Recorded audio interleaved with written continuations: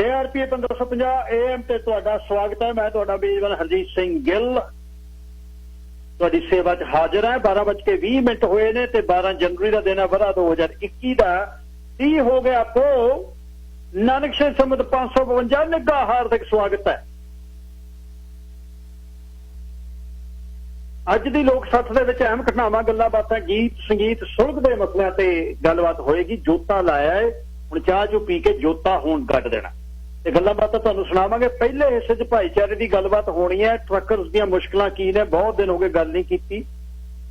ਇੱਕ ਤਾਂ ਜਦ ਕੈਨੇਡਾ ਵੜਦੇ ਆ ਤੇ ਲਾਈਨ ਬਹੁਤ ਲੰਮੀ ਹੈ, ਕਹਿੰਦੇ CBSA ਵਾਲੇ ਇੱਕ ਹੀ ਸਿਰਫ ਜਿਹੜਾ ਹੈ ਬੂਥ ਖੋਲਦੇ ਤੇ ਬਾਕੀ ਅੰਦਰ ਕਾਫੀ ਕੁੱਟੀ ਜਾਂਦੇ ਆ। ਇਹ ਗੱਲ ਕਰਨੀ ਹੈ। ਤੇ ਦੂਸਰੀ ਪਾਰਕਿੰਗ ਦੀਆਂ, ਟਰੱਕ ਪਾਰਕਿੰਗ ਬਹੁਤ ਮਹਿੰਗੀ ਹੋ ਗਈ ਸਰੀ 'ਚ। ਟਰੱਕ ਪਾਰਕਿੰਗ ਦੇ ਬਾਰੇ ਮੈਂ ਅੱਜ ਗੱਲ ਕਰਨੀ ਚਾਹੁੰਦਾ। ਇਹ ਬਹੁਤ ਵੱਡਾ ਮਸਲਾ, ਪਿਛਲੇ 15 ਸਾਲ ਹੋ ਗਏ, ਇਹਦਾ ਹੀਲਾ ਕੋਈ ਨਹੀਂ। ਇਹਦਾ ਫਿਰ ਕੀ ਕੀਤਾ ਜਾਵੇ? ਇਹ ਪਹਿਲੇ ਹਿੱਸੇ 'ਚ। ਦੂਜੇ ਹਿੱਸੇ 'ਚ 1:20 ਤੇ ਸੱਸਾ ਬੱਬਾ ਰਾਰਾ ਕਿਹਨੂੰ ਕਹਿੰਦੇ ਆ, ਸਬਰ ਕੀ ਹੈ, ਸਬਰ ਦੇ ਨਾਲ ਆਨੰਦ ਕੀ ਹੈ, ਸਬਰ ਕੀਤਾ ਕਿਵੇਂ ਜਾਂਦਾ ਹੈ, ਇਸ ਤੇ ਅੱਜ ਗੱਲ ਕਰਨੀ ਹੈ। 1844 247 1550 184424715550 ਔਨ 에ਅਰ ਨੰਬਰ ਹੈ। ਤੁਸੀਂ ਜਦ ਵੀ ਮੁਨਾਸਬ ਸਮਝੋ ਗੱਲ ਕਰ ਸਕਦੇ ਹੋ। ਆਵਾਜ਼ ਕਹਿੰਦੇ ਘੱਟ ਆ ਰਹੀ ਹੈ, ਆਵਾਜ਼ ਚੈੱਕ ਕਰਿਓ। ਨਾਥ ਤਾਏ ਦੇ ਘਰ ਵਾਲੀ ਤਾਈ ਲక్ష్ਮੀ ਕਹਿੰਦੀ ਜਦ ਤੂੰ ਸ਼ਾਹ ਪਰ ਸਪੀਕਰ ਲਾਇਆ ਸੀ ਨਾ ਜੀ, ਕਹਿੰਦਾ ਕਦ? ਅੱਜ ਸਵੇਰੇ ਬਾਬੇ ਨਾਨਕ ਵਾਲੇ ਤੋਂ ਗਾਹ ਬਜ ਜਾ ਤੂੰ ਮਾਨਕ ਦੀਆਂ ਕਲੀਆਂ ਲਾਈਆਂ ਤੀ, ਮੈਂ ਕੋਠੇ ਤੇ ਬੈਠੀ ਸੁਣਦੀ ਤੀ। ਆਵਾਜ਼ ਜਮਾਂ ਹੀ ਕਲੀਅਰ, ਆਵਾਜ਼ ਸਾਫ਼ ਸੀ। ਕਲੀਅਰ ਕਿੱਥੇ? ਉਹ ਕਹਿੰਦਾ ਯੂਨਿਟਾਂ ਚੇਂਜ ਕੀਤੀਆਂ ਨੇ, ਨਮੋਹਰ ਤੋਂ ਨਾਲੇ ਬੈਟਰੀ ਦਰਾਹੇ ਵਾਲੇ ਨੂੰ ਭਰਾ ਕੇ ਲਿਆ, ਮਨੋਹਰ ਨੂੰ ਨਮੋਹਰ ਯੂਨਿਟ। ਇੱਕ ਉਹਦਾ ਬਹੁਤ ਚਿਰ ਇਹ ਮਨ ਦੇ ਵਿੱਚ ਸਾਡੇ ਰਿਹਾ ਵੀ ਜਿਹੜਾ ਇਹ ਮਾਈਕ੍ਰੋਫੋਨ ਤੇ ਮੈਕ ਕਹਿੰਦਾ ਹੁੰਦਾ ਚੌੜਾ ਜਿਹੜਾ ਹੁੰਦਾ, ਇਹਦੇ ਤੇ ਜਿਹੜਾ ਮੈਕ ਜਿਹਾ ਕੰਵਰ ਗਰਿਆਲ ਦੀ ਪਜ਼ੈਰੋ 'ਚ ਲੱਗਿਆ ਹੋਇਆ, ਵੀ ਇਹਦੇ ਤੇ ਜਿਹੜਾ ਰੁਮਾਲ ਬੰਨਦਾ ਬੂਟੀਆਂ ਵਾਲਾ, ਬਹੁਤ ਚਿਰ ਅਸੀਂ ਗੱਲਾਂ ਕਰੀਆਂ ਵੀ ਇਹ ਰੁਮਾਲ ਤਾਂ ਕੀ ਰੌਲਾ ਹੈ। ਉਹ ਨਿਸ਼ਾਨੀ ਦਿੱਤੀ ਹੋਈ ਤਾਈ ਲక్ష్ਮੀ ਨੇ, ਉਹ ਬੰਦ ਹੈ, ਪਰ ਉਹ ਬੰਦਾ ਤਾਂ ਹੁੰਦਾ ਸੀ ਵੀ ਹਵਾ ਨਾ ਵਿੱਚ ਪਵੇ। ਕਿਸਟਿਕਸ ਦੀ ਗੱਲ ਸੀ, ਸਾਊਂਡ ਕਿਸਟਿਕਸ। ਸੋ ਕਦੇ ਕਦੇ ਪਿੰਡ ਵਾਲੀ ਆਵਾਜ਼ ਯਾਦ ਆ ਜਾਂਦੀ। ਉਹ ਵੀ ਕਦੇ ਜਾਂ ਆਵਾਜ਼ ਕਹਿੰਦਾ ਸੀ, ਉਹ ਕਹਿੰਦੇ ਆਵਾਜ਼ ਨਹੀਂ, ਫਿਰ ਉਹ ਆੜੇ ਊੜੇ ਦੇ ਨਾ ਥੱਲੇ 2 ਲਾਈਨਾਂ ਬਾਹ ਦਿੰਦਾ, ਦਲੈਂਕੜ ਕਰਨ ਦਾ ਆਵਾਜ਼ ਕਹਿੰਦਾ ਹੁੰਦਾ। ਆਵਾਜ਼ ਕਹਿੰਦੇ ਕਲੀਅਰ ਨਹੀਂ ਆ ਰਹੀ KRPA ਦੀ, ਦੱਸਿਓ ਵੀ ਕੋਈ ਤੰਗੀ ਤੁਰਸੀ ਅੱਜ ਠੀਕ ਹੈ, ਕੱਲ ਨਾਲੋਂ ਆਵਾਜ਼ ਚੱਕਤੀ ਸੀ ਅੱਜ ਥੋੜੀ ਬਹੁਤੀ। KRPRadio.com ਤੇ ਸਿੱਧਾ ਪ੍ਰਸਾਰਣ ਚੱਲਦਾ ਤੇ 604 729 1224 ਤੁਹਾਨੂੰ 6047291224 ਇਹ ਨੰਬਰ ਦਿੱਤਾ, ਜਿਹਦੇ ਤੇ ਥੋੜਾ WhatsApp ਤੇ ਜਾਂ ਟੈਕਸਟ ਆਉਂਦਾ ਹੈ। ਪਵਨ ਜਵੰਦੇ ਦਾ ਧੰਨਵਾਦ, ਉੜ ਕੇ ਜਿਹੜਾ ਲੋਕ ਸੱਥ ਨੂੰ ਪਾਉਂਦਾ ਹੈ ਤੇ ਨਾਲ ਹੀ ਹਰਜੀਤ ਗਿੱਲ ਸ਼ੋਅ ਨੂੰ ਪਾਉਂਦਾ ਹੈ। ਵਧਾਈਆਂ ਫੇਰ ਡਬਲ ਹੋਈਆਂ ਪਈਆਂ, ਮਾਮੇ ਬਣ ਗਏ, ਬੱਲੇ ਬੱਲੇ ਹੋ ਗਈ। ਚਾਲ ਸਮੇਂ ਦੀ ਕਹਿੰਦੀ ਹੈ ਕੋਈ ਆਪਾਂ ਵੀ ਵੱਲ ਛਲ ਕਰੀਏ, ਪਰ ਦਿਲ ਕਹਿੰਦਾ ਹੈ ਬੰਦੇ ਕੋਈ ਬੰਦਿਆਂ ਵਾਲੀ ਗੱਲ ਕਰੀਏ। ਚਾਲ ਸਮੇਂ ਦੀ ਕਹਿੰਦੀ ਹੈ ਕੋਈ ਆਪਾਂ ਵੀ ਵੱਲ ਛਲ ਕਰੀਏ, ਪਰ ਦਿਲ ਕਹਿੰਦਾ ਹੈ ਬੰਦੇ ਕੋਈ ਬੰਦਿਆਂ ਵਾਲੀ ਗੱਲ ਕਰੀਏ। ਜੇ ਸੱਚ ਕਹੀਏ ਤਾਂ ਫਾਂਸੀ ਹੈ, ਜੇ ਸੱਚ ਕਹੀਏ ਤਾਂ ਫਾਂਸੀ ਹੈ, ਜੇ ਨਾ ਕਹੀਏ ਤਾਂ ਲਾਹਨਤ ਹੈ। ਜੇ ਗੱਲ ਕਰੀਏ ਤਾਂ ਗਲ ਲੈਂਦਾ, ਜੇ ਨਾ ਕਰੀਏ ਕੀ ਗੱਲ ਕਰੀਏ। ਕੁਝ ਲੋਕ ਥਲਾਂ ਵਿੱਚ ਸੜਦੇ ਨੇ, ਕੁਝ ਝੀਲੀ ਸੈਰਾਂ ਕਰਦੇ ਨੇ। ਉੱਠ ਧਰਤੀ ਤੇ ਹਲਚਲ ਕਰੀਏ, ਜਲ ਥਲ ਕਰੀਏ, ਥਲ ਜਲ ਕਰੀਏ। ਆਤਿਸ਼ ਵਿੱਚ ਲੋਹਾ ਦਗਦਾ ਹੈ, ਮਰਦ ਚਮਕਦਾ ਮੁਸ਼ਕਲ ਵਿੱਚ। ਮਸਲਾ ਵੀ ਮਸਲਾ ਰਹਿੰਦਾ ਨਹੀਂ ਜੇ ਮਰਦਾਂ ਵਾਂਗੂ ਹੱਲ ਕਰੀਏ। ਮੁਸ਼ਕਲ ਨੂੰ ਮੁਸ਼ਕਲ ਜੇ ਸਮਝੋ ਤਾਂ ਜੀਣਾ ਮੁਸ਼ਕਲ ਹੋ ਜਾਂਦਾ। ਬਸ ਮੁਸ਼ਕਲ ਦਾ ਇਹ ਹੱਲ ਇੱਥੇ ਕਿ ਮੁਸ਼ਕਲ ਦੀ ਨਾ ਗੱਲ ਕਰੀਏ। ਇੱਕ ਪਾਸੇ ਪਿਆਰ ਗਰੀਬਾਂ ਦਾ, ਇੱਕ ਪਾਸੇ ਐਸ਼ ਅਮੀਰਾਂ ਦੀ। ਬਸ ਸੋਚ ਰਹੇ ਆ ਦਿਲ ਆਪਣਾ ਕਿਸ ਹੱਥ ਦਈਏ, ਕਿਸ ਵੱਲ ਕਰੀਏ। ਹੱਸ ਹੱਸ ਕੇ ਸਭ ਨੂੰ ਮਿਲ ਉਲਫਤ, ਰੋ ਰੋ ਕੇ ਦੁਨੀਆ ਯਾਦ ਕਰੇ। ਜੋ ਕੰਮ ਚੰਗਾ ਉਹ ਕੰਮ ਕਰੀਏ, ਜੋ ਗੱਲ ਚੰਗੀ ਉਹ ਗੱਲ ਕਰੀਏ, ਜੋ ਕੰਮ ਚੰਗਾ ਉਹ ਕੰਮ ਕਰੀਏ, ਜੋ ਗੱਲ ਚੰਗੀ ਉਹ ਗੱਲ ਕਰੀਏ। ਚਾਲ ਸਮੇਂ ਦੀ ਕਹਿੰਦੀ ਹੈ ਆਪਾਂ ਵੀ ਵੱਲ ਛਲ ਕਰੀਏ, ਪਰ ਦਿਲ ਕਹਿੰਦਾ ਬੰਦਾ ਬਣ ਬੰਦਾ, ਵੀ ਬੰਦਿਆਂ ਵਾਲੀ ਗੱਲ ਕਰੀਏ। ਉਲਫਤ ਬਾਜਵਾ ਲਿਖਦਾ ਹੈ ਤੇ ਕੋਕਰੀ ਵਾਲਾ ਜੱਟ ਗਾਉਂਦਾ ਹੈ। ਸਾਰਿਆਂ ਦਾ ਧੰਨਵਾਦ ਜੀ। ਤੇ ਜਿੱਥੇ ਵੀ ਬੈਠੇ ਹੋ, ਪ੍ਰੋਗਰਾਮ ਸੁਣ ਰਹੇ ਹੋ, ਲੋਕ ਸੱਥ ਤੇ ਧੰਨਵਾਦ ਹੈ ਤੁਹਾਡਾ। ਸਰਪੰਚ 에ਅਰਫੋਰਸ 1 ਦੇ ਵਿੱਚ ਅੱਜ ਚੜ ਕੇ ਟੈਕਸਸ ਚਲੇ ਗਏ। ਟੈਕਸਸ ਜਿੱਥੇ ਕੰਧ ਬਣ ਰਹੀ ਆ, ਉਹਦੀ ਜਿਹੜੀ ਕੰਧ ਦੇ ਕਰਕੇ ਵੀ ਵਿਲ ਬਿਲਟ ਏ ਬਾਲ ਐ ਕਹਿ ਕੇ ਜਿਹੜਾ ਅਖੀਰਲੇ ਦਿਨਾਂ 'ਚ ਉਹਨੇ ਜਿੱਤੀ ਸੀ। ਕੱਲ ਨਾ ਮੈਂ ਇੱਕ ਕ੍ਰਿਟਿਕ ਨਾਲ ਜਿਹੜੇ ਬਹੁਤ ਸੋਚਦੇ ਨਾ ਗੱਲ ਚੱਲ ਪਈ ਡੋਨਲਡ ਟਰੰਪ ਦੇ, ਉਹ ਕਹਿੰਦਾ ਨਹੀਂ ਯਾਰ ਤੂੰ ਡੋਨਲਡ ਟਰੰਪ ਨੂੰ ਮਾੜਾ ਕਿਉਂ ਸਮਝਦਾ? ਕਹਿੰਦਾ ਡੋਨਲਡ ਟਰੰਪ ਐਸਟੈਬਲਿਸ਼ਮੈਂਟ ਦੇ ਅਗੇਂਸਟ ਆ ਜਿਹੜਾ ਲਾਣਾ ਸਾਰਾ ਡੈਮੋਕ੍ਰੇਟਸ ਇਹ ਕਾਰਪੋਰੇਟ ਵੱਡੇ ਅਦਾਰਿਆਂ ਦੇ ਥੱਲੇ ਲੱਗਿਆ ਹੈ ਤੇ ਡੋਨਲਡ ਟਰੰਪ ਆਮ ਲੋਕਾਂ ਦੀ ਗੱਲ ਕਰਨ ਵਾਲਾ ਬੰਦਾ ਸੀ। ਉਹ ਧੱਕੇ ਨਾਲ ਐਸਟੈਬਲਿਸ਼ਮੈਂਟ ਨੇ ਕੱਢਤਾ ਅੰਦਰੋਂ, ਉਹਦਾ ਸਭ ਕੁਝ ਬੰਦ ਕਰ ਦਿੱਤਾ ਹੈ। ਮੈਂ ਕਿਹਾ ਚਲੋ ਉਹ ਤਾਂ ਗੱਲ ਠੀਕ ਹੈ, ਜਿਹੜਾ ਲਲਕਰਾ ਮਾਰ ਕੇ ਬੰਦੇ ਬਾੜ ਤੇ ਅੰਦਰ ਅੱਜ ਕਹਿੰਦਾ ਟੈਕਸਸ ਦੇ ਵਿੱਚ ਕਹਿੰਦਾ ਮੈਨੂੰ ਬੰਦੇ ਕਹਿੰਦੇ ਨੇ ਵੀ ਜਿਹੜੀ ਤੈਂ ਗੱਲ ਕੀਤੀ ਬਿਲਕੁਲ ਐਪਰੋਪ੍ਰੀਏਟ ਸੀ, ਕੁਛ ਤੂੰ ਗਲਤ ਨਹੀਂ ਕੀਤੀ। ਉਹ ਕਹਿੰਦਾ ਮੈਂ ਕੀ ਇਹ 'ਚ ਗਲਤ ਕੀਤਾ? ਮੈਂ ਕਿਹਾ ਵੀ ਧੱਕਾ ਤੁਸੀਂ ਕਰਦੇ ਹੋ। People thought that what I said was totally appropriate. Trump said ਕਹਿਤਾ, ਕਹਿੰਦਾ ਮੈਂ ਨਹੀਂ ਕੋਈ ਗਲਤ ਬੋਲਦਾ। ਜਦ ਟੈਲੀਪ੍ਰੋਂਪਟਰ ਤੋਂ ਬਿਨਾਂ ਬੋਲਦਾ ਫਿਰ ਇਉਂ ਹੀ ਬੋਲਦਾ, ਜਦ ਪੜ੍ਹ ਕੇ ਬੋਲਦਾ ਫਿਰ ਸਾਹ ਵੀ ਔਖੇ ਸੌਖੇ ਲੈਂਦਾ, ਨਹੀਂ ਤਾਂ ਫਿਰ ਉਂਗਲ ਦੇ ਨਾਲ ਅੰਗੂਠਾ ਜੋੜ ਲੈਂਦਾ ਪਹਿਲਾਂ। ਫਿਰ ਜਦ ਚੱਲਦਾ ਨਾ ਜਿਵੇਂ ਨਚਾਰ ਪਿੰਡਾਂ 'ਚ ਨੱਚਦੇ ਹੁੰਦੇ ਸੀ, ਪਹਿਲੀਆਂ 2 ਉਂਗਲਾਂ ਦਾ ਅੰਗੂਠਾ ਤੇ ਉਂਗਲ ਜੋੜ ਕੇ ਚੀਚੀ ਨਾਲ ਰੁਮਾਲ ਬੰਨਿਆ ਹੁੰਦਾ ਸੀ। ਜਦ ਉਹਨਾਂ ਨੇ ਪਿੰਡੋਂ ਨਾ ਨਹਾ ਕੇ ਉਹਨੂੰ ਕਹਿਣਾ ਨਾਜਰਾ ਨਚਾਰ ਨਹੀਂ ਤਾਂ ਕੱਲ ਨੂੰ ਬਣਨਾ, ਕਹਿੰਦਾ ਕੱਲ ਨੂੰ ਬਣਨਾ। ਫਿਰ ਨਹਾ ਲੈਂਦਾ, ਕਹਿੰਦਾ ਨਹਾਉਂਦੇ ਆ ਗੋਹਾ ਕੂੜਾ ਸਿੱਟ ਲਈਏ, ਨਹਾਵਾਂਗੇ ਆਥਣ। ਝਾਵਾਂ ਲੈ ਗਈ ਬੇਬੇ, ਰਗੜ ਦੇਣੇ ਨੇ, ਕੂਚ ਦੇਣੀਆਂ ਨੇ ਅੱਡੀਆਂ, ਤੂੰ ਦੇਖੀ ਗੁਲਾਬੀ ਨਿਕਲਦੀਆਂ ਮਰਮਰੀ ਐਨ ਗਿੱਟਾ ਰਗੜ ਦੂੰ ਬਾਹਰੋਂ। ਮੈਂ ਕਿਹਾ ਗੋਹਾ ਲੱਗਿਆ? ਕਹਿੰਦਾ ਗੋਹਾ ਨਹੀਂ, ਸਵੇਰੇ ਤਿਆਰ ਹੋਇਆ ਦੇਖੀ ਮੈਨੂੰ, ਪਾਊਡਰ ਵੀ ਲਾਊਂ, ਸੁਰਖੀ ਬਿੰਦੀ ਵੀ ਲਾਊਂ, ਨਾਲੇ ਛੂਟ ਨਵਾਂ ਸਮਾਇਆ।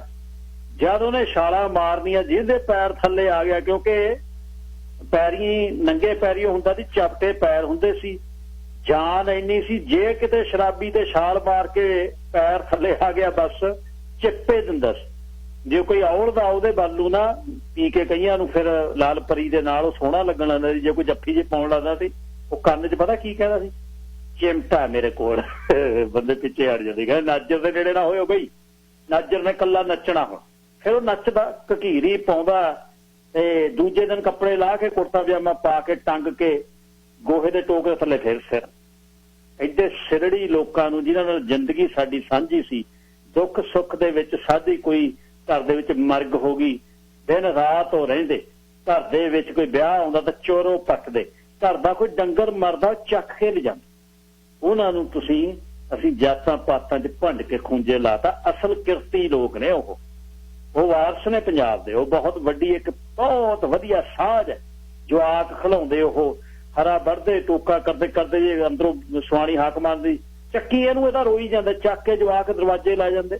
ਪਕੌੜੀਆਂ 5 ਰੁਪਏ ਦੀਆਂ ਲੈ ਕੇ 5 ਰੁਪਏ ਦੀਆਂ 10 ਪੈਸੇ ਦੀਆਂ ਦੇ ਦਿੰਦੇ, ਜਵਾਕ ਖਾਂਦਾ ਆਉਂਦਾ। ਪਰ ਮਾਵਾਂ ਕਹਿੰਦੀਆਂ ਇਹਨਾਂ ਦੇ ਬਰਤਨ ਬਾਹਰਲੇ ਬੰਨੇ ਰੱਖੋ, ਝੂਠ ਨੇ ਮਾਰ ਲਿਆ ਸਾਨੂੰ। ਪਿਆਰ ਕਰਿਆ ਕਰੋ ਜਿਹੜੇ ਜਿਨ੍ਹਾਂ ਦੇ ਕੋਲ ਤੁਹਾਡਾ ਬਚਪਨ ਪਲਿਆ ਨਾ। ਜਦ ਜਾਂਦੇ ਹੋ ਸਬਰ 'ਚ ਸੁਣਾਉ ਤੁਹਾਨੂੰ ਮੈਂ ਗੱਲ, ਅਗਲੇ ਘੰਟੇ 'ਚ ਸੁਣਿਓ, ਦੇਖਿਓ ਸਬਰ ਕੀ ਕਹਿੰਦਾ। ਤੇ ਉਹ ਗੱਚ ਭਰ ਜਾਂਦਾ ਜਦ ਮੈਂ ਉਹ ਗੱਲ ਕਰਦਾ ਜਾਂ ਯਾਦ ਆਉਂਦੀ ਹੈ ਮੇਰੇ, ਮੈਂ ਤੁਹਾਨੂੰ ਸੁਣਾਊ ਅਗਲੇ ਘੰਟੇ। ਤੇ ਉਹਨਾਂ ਨੂੰ ਯਾਦ ਕਰਿਆ ਕਰ।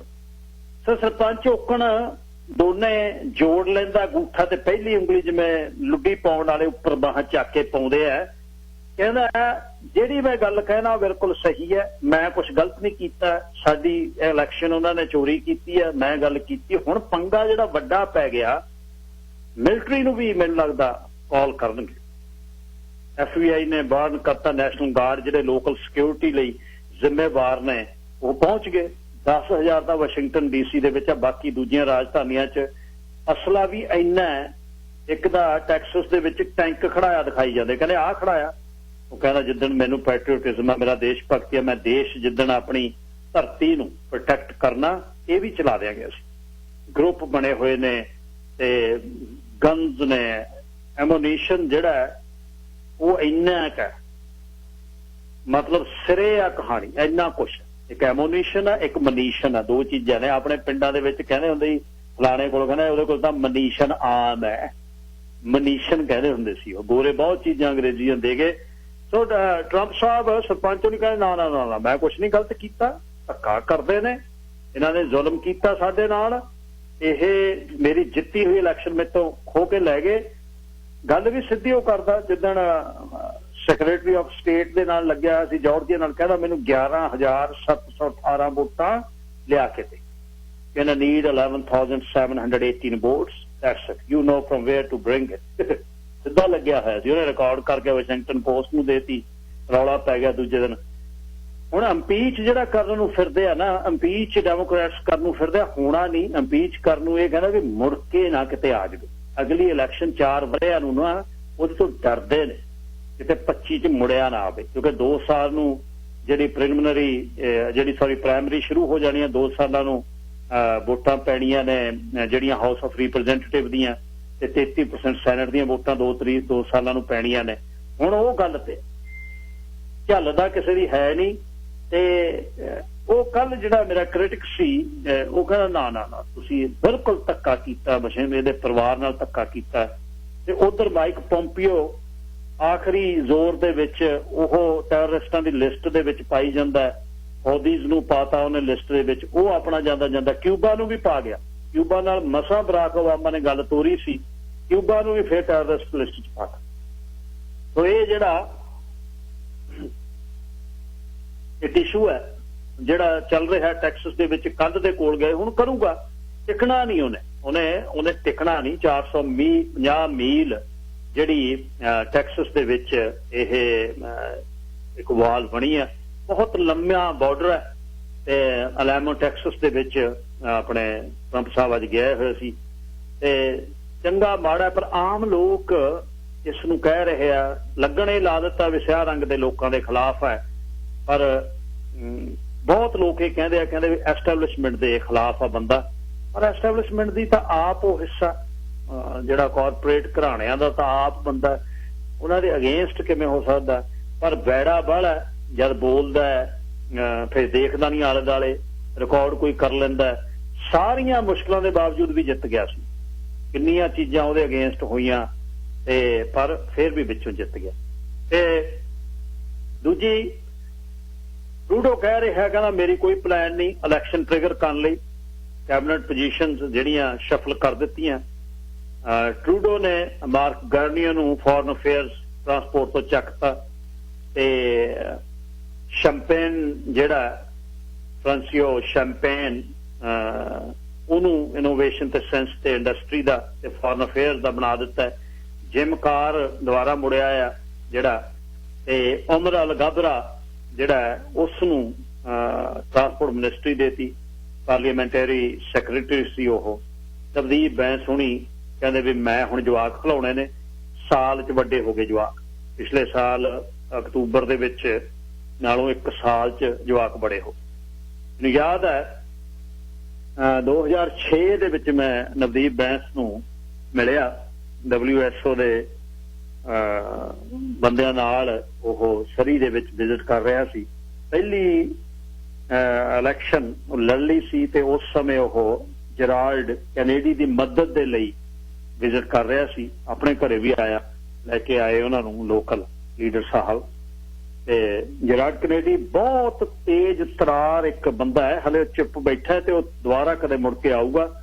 ਉਹਦੀਆਂ BC ਦੀ ਇਲੈਕਸ਼ਨ ਦੇ ਵਿੱਚ BC ਲਿਬਰਲ ਦੇ ਪੋਲੀਟੀਸ਼ੀਅਨ ਨਾਲ ਵੀ ਬੜੀ ਬਣਦੀ ਹੈ ਜੈਰਾਲਡ ਕੈਨੇਡੀ ਦੀ। ਸੋ ਐਨੀਵੇਜ਼ ਨਵਦੀਪ ਬੈਂਸ ਦੇ ਬਾਰੇ ਗੱਲਾਂ ਹੋਰ ਨਿਕਲਣਗੀਆਂ ਵੀ ਹੋਇਆ ਕੀ, ਕਹਾਣੀ ਕੀ ਹੈ। ਹੁਣ ਆਈਏ ਅਸਲ ਵਿਸ਼ੇ ਤੇ। ਟਰੱਕਰਸ ਦੀਆਂ ਮੁਸ਼ਕਲਾਂ ਬਹੁਤ ਨੇ, ਟਰੱਕਰਸ ਦੀਆਂ ਮੁਸ਼ਕਲ ਦੇ ਬਾਰੇ ਬਹੁਤ ਵਾਰ ਆਪਾਂ ਗੱਲ ਕੀਤੀ ਹੈ। ਯਾਦ ਰਵੇ ਨਾ ਰਵੇ, ਮੇਰਾ ਕੰਮ ਹੈ ਟਰਾਂਸ ਕੈਨੇਡਾ 1 ਦਾ ਹੋਪ ਤੋਂ ਲੰਘ ਕੇ ਜਿਹੜੇ ਵੀ ਟ੍ਰੇਨ ਲੈ ਕੇ ਮੁੰਡੇ ਜਾਂਦੇ ਸੀ, ਉਹ ਕਹਿੰਦੇ ਸਾਡਾ ਲੋਡ ਖਿਸਕ ਜਾਂਦਾ। ਉਹਦੇ ਤੇ ਪਤਾ ਹੀ ਨਹੀਂ ਕਿੰਨੀ ਵਾਰ ਗੱਲ ਕੀਤੀ ਹੈ। ਹੈਰੀ ਬੈਂਸ ਉਹਨਾਂ ਨਾਲ ਗੱਲ ਕੀਤੀ, ਉਹ ਕਹਿੰਦੇ ਮੈਂ ਤੁਹਾਡਾ ਅੱਗੇ ਸੁਨੇਹਾ ਭੇਜਤਾ, ਉੱਥੇ ਠੱਬਲ ਠੋਲੇ ਸੀ ਬਿਲਕੁਲ ਹੈਲਜ਼ ਗੇਟ ਦੇ ਕੋਲ ਨੂੰ। ਉਹਨਾਂ ਦੀ ਜਾਂ ਲੋਕਲ ਕੰਟੇਨਰ ਟਰੱਕਿੰਗ ਦੀ ਗੱਲ ਸਦਾ ਹੀ ਨਾਲ ਆ, ਜਿੱਥੇ ਕਿਹਾ ਨਾਲ ਖੜੇ ਆ, ਠੋਕ ਕੇ ਖੜੇ ਆ, ਤੇ ਇਉਂ ਹੀ ਖੜਨਾ। ਤੇ ਹੁਣ ਕੀ ਮੁਸ਼ਕਲ ਆ ਰਹੀ ਹੈ, ਮਾਨ ਸਾਹਿਬ ਕਈ ਦਿਨਾਂ ਦੇ ਗੁਰਨੇਕ ਸਿੰਘ ਹੁਣੀ ਕਹਿਣ ਲੱਗੇ ਹੋਏ ਨੇ ਬਈ ਆਉਂਦਿਆਂ ਨੂੰ ਯਾਰ ਸਾਡੀ ਲਾਈਨ ਬਹੁਤ ਲੰਬੀ ਹੋ ਜਾਂਦੀ ਹੈ, ਅਸੀਂ ਤਾਂ ਹਾਈਵੇ ਇੰਟਰਸਟੇਟ 5 ਤੇ ਖੜ ਜਾਂਦੇ ਹਾਂ, ਤੇ ਇੱਧਰ ਇਹਨਾਂ ਨੂੰ ਇੱਕ ਇਹਨਾਂ ਦਾ ਬੂਥ ਖੋਲਿਆ ਹੁੰਦਾ, ਇਹਨਾਂ ਨੂੰ ਕੀ ਤੰਗੀ ਆ ਸਾਨੂੰ ਅੰਦਰ ਵਾੜਨ ਲਈ। CBS ਕਿੱਥੇ ਹੁਣ, ਚਲੋ ਇਹ ਮੰਨ ਲੈਂਦੇ ਆ ਵੀ ਬਾਰਡਰ ਦੀ ਉਹ ਪ੍ਰੋਟੈਕਸ਼ਨ ਕਰਦੇ ਨੇ। ਲਓ ਜੀ, ਏਅਰਪੋਰਟ ਤੇ ਬਹੁਤ ਲਾਏ ਹੋਏ ਨੇ, ਉੱਥੇ ਸਵਾਰੀਆਂ 100 ਜਹਾਜ਼ ਉਤਰਦਾ ਕਸਟਮ ਕਰਨਾ, ਹੁਣ ਤਾਂ ਉੱਥੇ ਉਤਰਦਾ ਹੀ ਕੋਈ ਨਹੀਂ, 5 ਤਾਂ ਜਹਾਜ਼ ਉਤਰਦੇ ਆ। ਤੇ ਹੁਣ ਕਿੱਧਰ ਗਏ CBS ਵਾਲੇ? ਕਾਹਦੇ ਲਈ ਇੰਨੀ ਲੰਬੀ ਵੇਟ ਲੱਗਦੀ ਹੈ? ਇੱਕ ਇਹ ਮੁਸ਼ਕਲ, ਦੂਜੀ ਮੁਸ਼ਕਲ ਟਰੱਕਰਸ ਦੀ ਜਿਹੜੀ ਪਾਰਕਿੰਗ ਆ ਸਰੀ ਦੇ ਵਿੱਚ 1 ਤਰੀਕ ਤੋਂ $100 ਕਿਤੇ ਕਿਤੇ $70 ਮਾਲਕਾਂ ਨੇ ਵਧਾ ਦਿੱਤੀ। ਹਾਲਾਂਕਿ ਸਾਰੇ ਪਾਸੇ ਲਿਖਿਆ ਵੀ ਕੋਵਿਡ ਦੇ ਕਰਕੇ ਤੁਸੀਂ ਨਹੀਂ ਵਧਾ ਸਕਦੇ। ਇਸ ਦੇ ਲਈ ਤੇ ਇਹਦੇ ਲਈ ਜਿਹੜੀ ਪਾਰਕਿੰਗ ਹੈ ਇਹ ਬਹੁਤ ਵੱਡਾ ਵਿਸ਼ਾ ਹੈ ਤੇ ਇਸ ਤੇ ਪਿਛਲੇ 15 ਸਾਲਾਂ ਤੋਂ ਸਿਟੀ ਹਾਲ ਦੇ ਵਿੱਚ ਇਲੈਕਸ਼ਨ ਦੇ ਸਮੇਂ ਗੱਲਾਂ ਹੁੰਦੀਆਂ ਨੇ। ਅੱਛਾ, ਮੈਂ ਗੱਲ ਕਰ ਰਿਹਾ ਸੀ ਕੌਂਸਲਰ ਨਾਗਰਾ ਦੇ ਨਾਲ, ਮੈਂ ਕਿਹਾ ਉਹ ਕਹਿੰਦਾ ਭਾਜੀ ਕਿੱਥੋਂ ਜ਼ਮੀਨ ਲਿਆਈਏ, ਜਿਹੜੇ ਨੇ ਆਪਣੇ ਜ਼ਮੀਨ ਆ ਐਗਰੀਕਲਚਰ ਲੈਂਡ ਰਿਜ਼ਰਵ ਉਹਨੂੰ ਕਰਨ ਨਹੀਂ ਦਿੰਦਾ, ਉਹਦੀ ਜ਼ੋਨਿੰਗ ਚਾਹੀਦੀ ਹੈ, ਇੰਡਸਟਰੀਅਲ ਚਾਹੀਦੀ ਹੈ, ਲਾਈਟ ਇੰਡਸਟਰੀਅਲ ਚਾਹੀਦੀ ਹੈ, ਤਾਂ ਟਰੱਕ ਖੜਾ ਸਕਦੇ ਹੋ। ਤਾਰਾਂ ਥੱਲੇ ਜਿਹੜੀ ਜ਼ਮੀਨ ਪਈ ਹੈ ਉਹ ਜਿਹੜੀ ਹੈ ਉਹ BC ਹਾਈਡਰੋ ਹੁਣ ਲੀਜ਼ ਨਹੀਂ ਕਰਦੀ।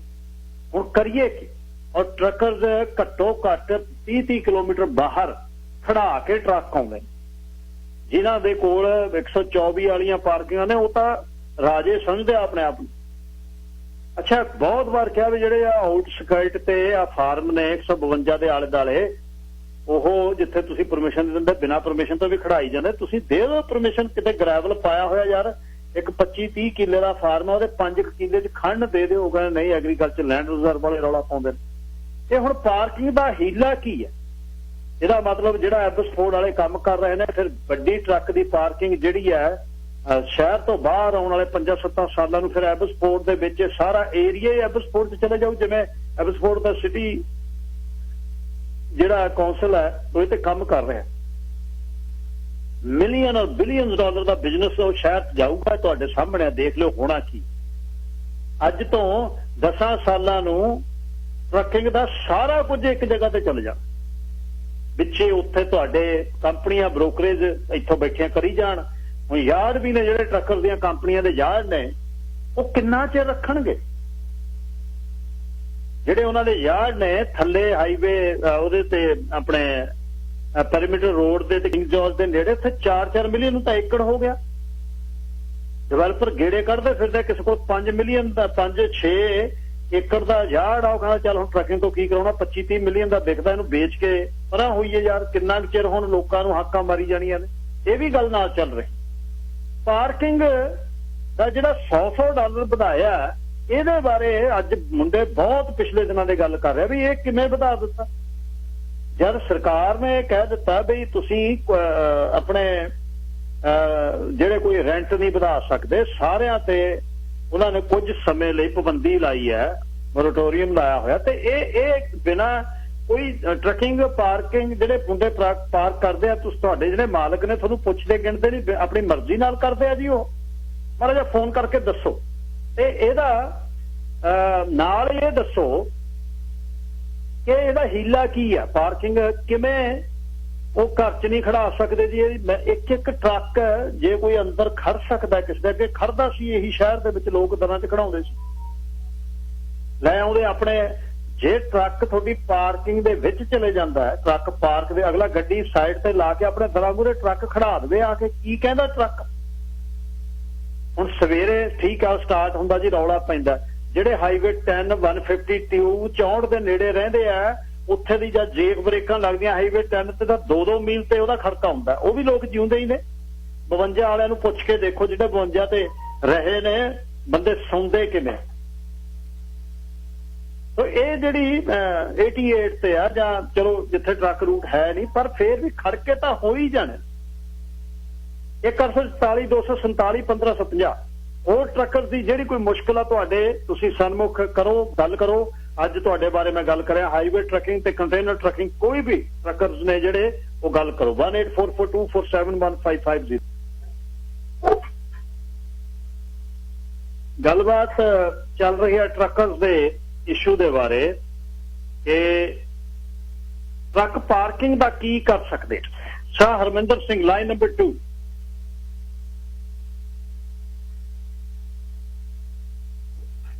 ਹਰਮਿੰਦਰ ਸਿੰਘ ਜੀ, ਤੁਸੀਂ ਏਅਰ ਤੇ ਹੋ, ਲਾਈਨ ਨੰਬਰ 2। ਹਾਂਜੀ ਵੀਰ, ਹਾਂਜੀ ਗੱਲ ਸਾਹਿਬ, ਸਤਿ ਸ਼੍ਰੀ ਅਕਾਲ ਜੀ। ਸਤਿ ਸ਼੍ਰੀ ਅਕਾਲ ਵੀਰ ਜੀ। ਬਾਈ ਜੀ ਉਹ ਸਾਡੇ ਦਾ ਪਾਰਕਿੰਗ ਤੇ ਹੋ ਗਿਆ ਵੀ ਹਰ ਸਾਲ ਹੀ ਪਿਛਲੇ 3 ਸਾਲਾਂ ਤੋਂ $50 ਵਧ ਰਹੇ ਨੇ ਤੇ ਐਤਕੀ ਫੇਰ ਵਧਾਤੇ। ਐਤਕੀ ਕਹਿੰਦੇ ਹਾਂਜੀ ਹਾਂਜੀ ਤਾਰਾਂ ਦੇ ਥੱਲੇ ਆ। ਅੱਛਾ ਜੀ। ਐਤਕੀ ਫੇਰ ਕਹਿੰਦੇ ਵੀ ਆਪਣਾ ਹੁਣ ਅਸੀਂ $15 ਫੇਰ ਵਧਾਤੇ। ਉਹ ਤਾਂ ਤੁਸੀਂ GST ਚ ਮੁੜੀ ਆਉਣੇ ਨੇ ਤੁਹਾਨੂੰ।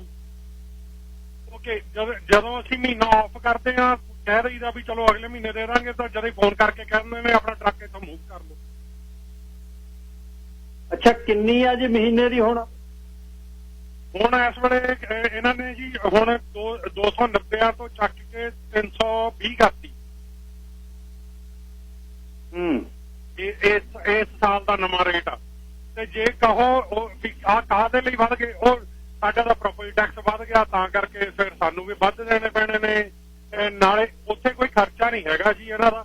ਹੁਣ ਬਾਅਦ ਚ ਕਹਿ ਦਿੰਦੇ ਨੇ ਸਫਾਈ ਇਹ ਦਿੰਦੇ ਨੇ ਉਹ ਸਾਡੇ ਬੇਸਮੈਂਟਾਂ ਦੇ ਰੈਂਟ ਵੀ ਤਾਂ ਵੱਧ ਗਏ। ਓਕੇ ਜੇ ਸਾਡੇ ਬੇਸਮੈਂਟਾਂ ਦੇ ਰੈਂਟ ਵਧੇ ਸਾਡੀ ਹਾਈਡਰੋ ਵੀ ਵਧੀ, ਸਾਡਾ ਸਿਟੀ ਦਾ ਖਰਚਾ ਵੀ ਵੱਧ ਗਿਆ, ਸਿਟੀ ਦਾ ਟੈਕਸ ਵੀ ਵੱਧ ਗਿਆ। ਉੱਥੇ ਯਾਰਡ 'ਚ ਤਾਂ ਕੋਈ ਖਰਚਾ ਨਹੀਂ, ਸਿਰਫ ਇੱਕ ਗੇਟ ਹੀ ਚੱਲਦਾ ਨਾ। ਕੋਈ ਪਾਵਰ। ਹਾਂਜੀ ਜਦ ਸ਼ੁਰੂ ਹੋਈ ਤਾਂ ਸ਼ੁਰੂ ਚ ਜੇ ਮੈਨੂੰ ਯਾਦ ਹੈ 96-97 ਚ ਜਦ ਤਾਂ ਬਹੁਤ ਘੱਟ ਸੀ, ਮੈਨੂੰ $50 ਦੇਖੋ ਚਲੋ ਖੈਰ ਇਹ ਤਾਂ ਗੱਲ ਮੈਂ ਮੰਨਣੀ ਆ ਵੀ ਬਾਕੀ ਕੀਮਤਾਂ ਵਧੀਆਂ, ਬਾਕੀ ਚੀਜ਼ਾਂ ਮਹਿੰਗੀਆਂ ਹੋਈਆਂ, ਪਰ ਆਹ ਸਮੇਂ ਤਾਂ ਹੁਣ ਕਿਹਾ ਹੋਇਆ ਵੀ ਆਪਾਂ ਵਧਾ ਨਹੀਂ ਸਕਦੇ। ਆਹ ਸਮੇਂ ਤਾਂ ਰੋਕਿਆ ਹੋਇਆ, ਸਰਕਾਰ ਨੇ ਵੀ ਰੋਕਿਆ ਹੋਇਆ। ਉਹ ਤਾਂ ਸੁਣਨ ਨੂੰ ਹੀ ਤਿਆਰ ਨਹੀਂ ਜੀ ਕੋਈ ਗੱਲ। ਉਹਨਾਂ ਨੇ ਤਾਂ ਸਾਰਿਆਂ ਨੂੰ WhatsApp ਤੇ ਮੈਸੇਜ ਭੇਜਤਾ ਵੀ ਅਗਲਾ ਨਵਾਂ ਰੇਟ ਆਹ ਹੋਊਗਾ। ਉਹ ਮੁੜ ਕੇ ਉਸ ਤੋਂ ਬਾਅਦ ਜੇ ਤੁਸੀਂ ਮੈਸੇਜ ਕਰਨਾ ਬੈਕ ਜਾਂ ਕੁਝ ਕਰਨਾ ਉਹ ਜਾਂਦਾ ਹੀ ਨਹੀਂ। ਉਹ ਇਕੱਲਾ ਐਡਮਿਨਿਸਟ੍ਰੇਟਰ ਹੀ ਉਹਨੂੰ ਚਲਾ ਸਕਦਾ। ਉਹ ਆਪ ਹੀ ਐਡਮਿਨਿਸਟ੍ਰੇਟਰ ਨੇ, ਆਪ ਹੀ ਮਾਲਕ ਨੇ, ਉਹ ਤੁਹਾਡਾ ਮੈਸੇਜ ਵੀ ਨਹੀਂ ਬੈਕ ਉਹਨਾਂ ਨੂੰ ਜਾ ਸਕਦਾ। ਅੱਛਾ ਹੋਰ ਉੱਥੇ ਸਹੂਲਤ ਕੀ ਆ ਤੁਹਾਨੂੰ ਪਾਰਕਿੰਗ ਤੋਂ ਬਿਨਾਂ? ਉੱਥੇ ਕੋਈ ਸਹੂਲਤ ਨਹੀਂ ਹੈਗੀ ਜੀ। ਸਿਰਫ ਇੱਕ ਗੇਟ ਲੱਗੇ ਹੋਏ ਨੇ, ਬਿਜਲੀ ਨਾਲ ਚੱਲਦੇ ਨੇ, ਉਹਦਾ ਰਿਮੋਟ ਦਿੱਤਾ ਹੋਇਆ ਬਸ। ਹੋਰ ਕੋਈ ਉੱਥੇ ਬਾਥਰੂਮ ਨਹੀਂ, ਕੋਈ ਕੁਛ ਨਹੀਂ ਹੈਗਾ, ਨਾ ਕੋਈ ਗਾਰਬੇਜ ਚੱਕਣ ਵਾਲਾ। ਟੋਏ ਸੁੱਖ ਨਾਲ ਰੱਬ ਦੀ ਮਿਹਰ ਇੰਨੀਆਂ ਵੀ ਟੋਏ ਆਪਣਾ ਗੋਡੇ ਪਏ ਨੇ। ਉਹਨਾਂ ਨੂੰ ਕਿਹਾ ਜੀ ਟੋਏ ਫਿਕਸ ਕਰਾ ਦਿਓ। ਉਹ ਸਾਨੂੰ ਜਦੋਂ ਲੱਭੂਗੀ ਗ੍ਰੈਵਲ ਅਸੀਂ ਉਦੋਂ ਪਾਵਾਂਗੇ। ਚਲੋ ਜੀ। ਤੇ ਪਿਛਲੇ ਸਾਲ ਤੋਂ ਅਸੀਂ ਮਿਹਨਤਾਂ ਕਰਦੇ ਹਾਂ ਵੀ ਜੇ ਆਪਾਂ ਮਿਲ ਕੇ ਗੱਲ ਕਰ ਲਈਏ। ਉਹ ਗੱਲ ਕਾਹਦੀ ਕਰਨੀ ਆ? ਤੁਹਾਨੂੰ ਠੀਕ ਲੱਗਦਾ ਕਰੋ, ਨਹੀਂ ਤਾਂ ਇੱਥੋਂ ਮੂਵ ਕਰ ਲਓ ਟਰੱਕ।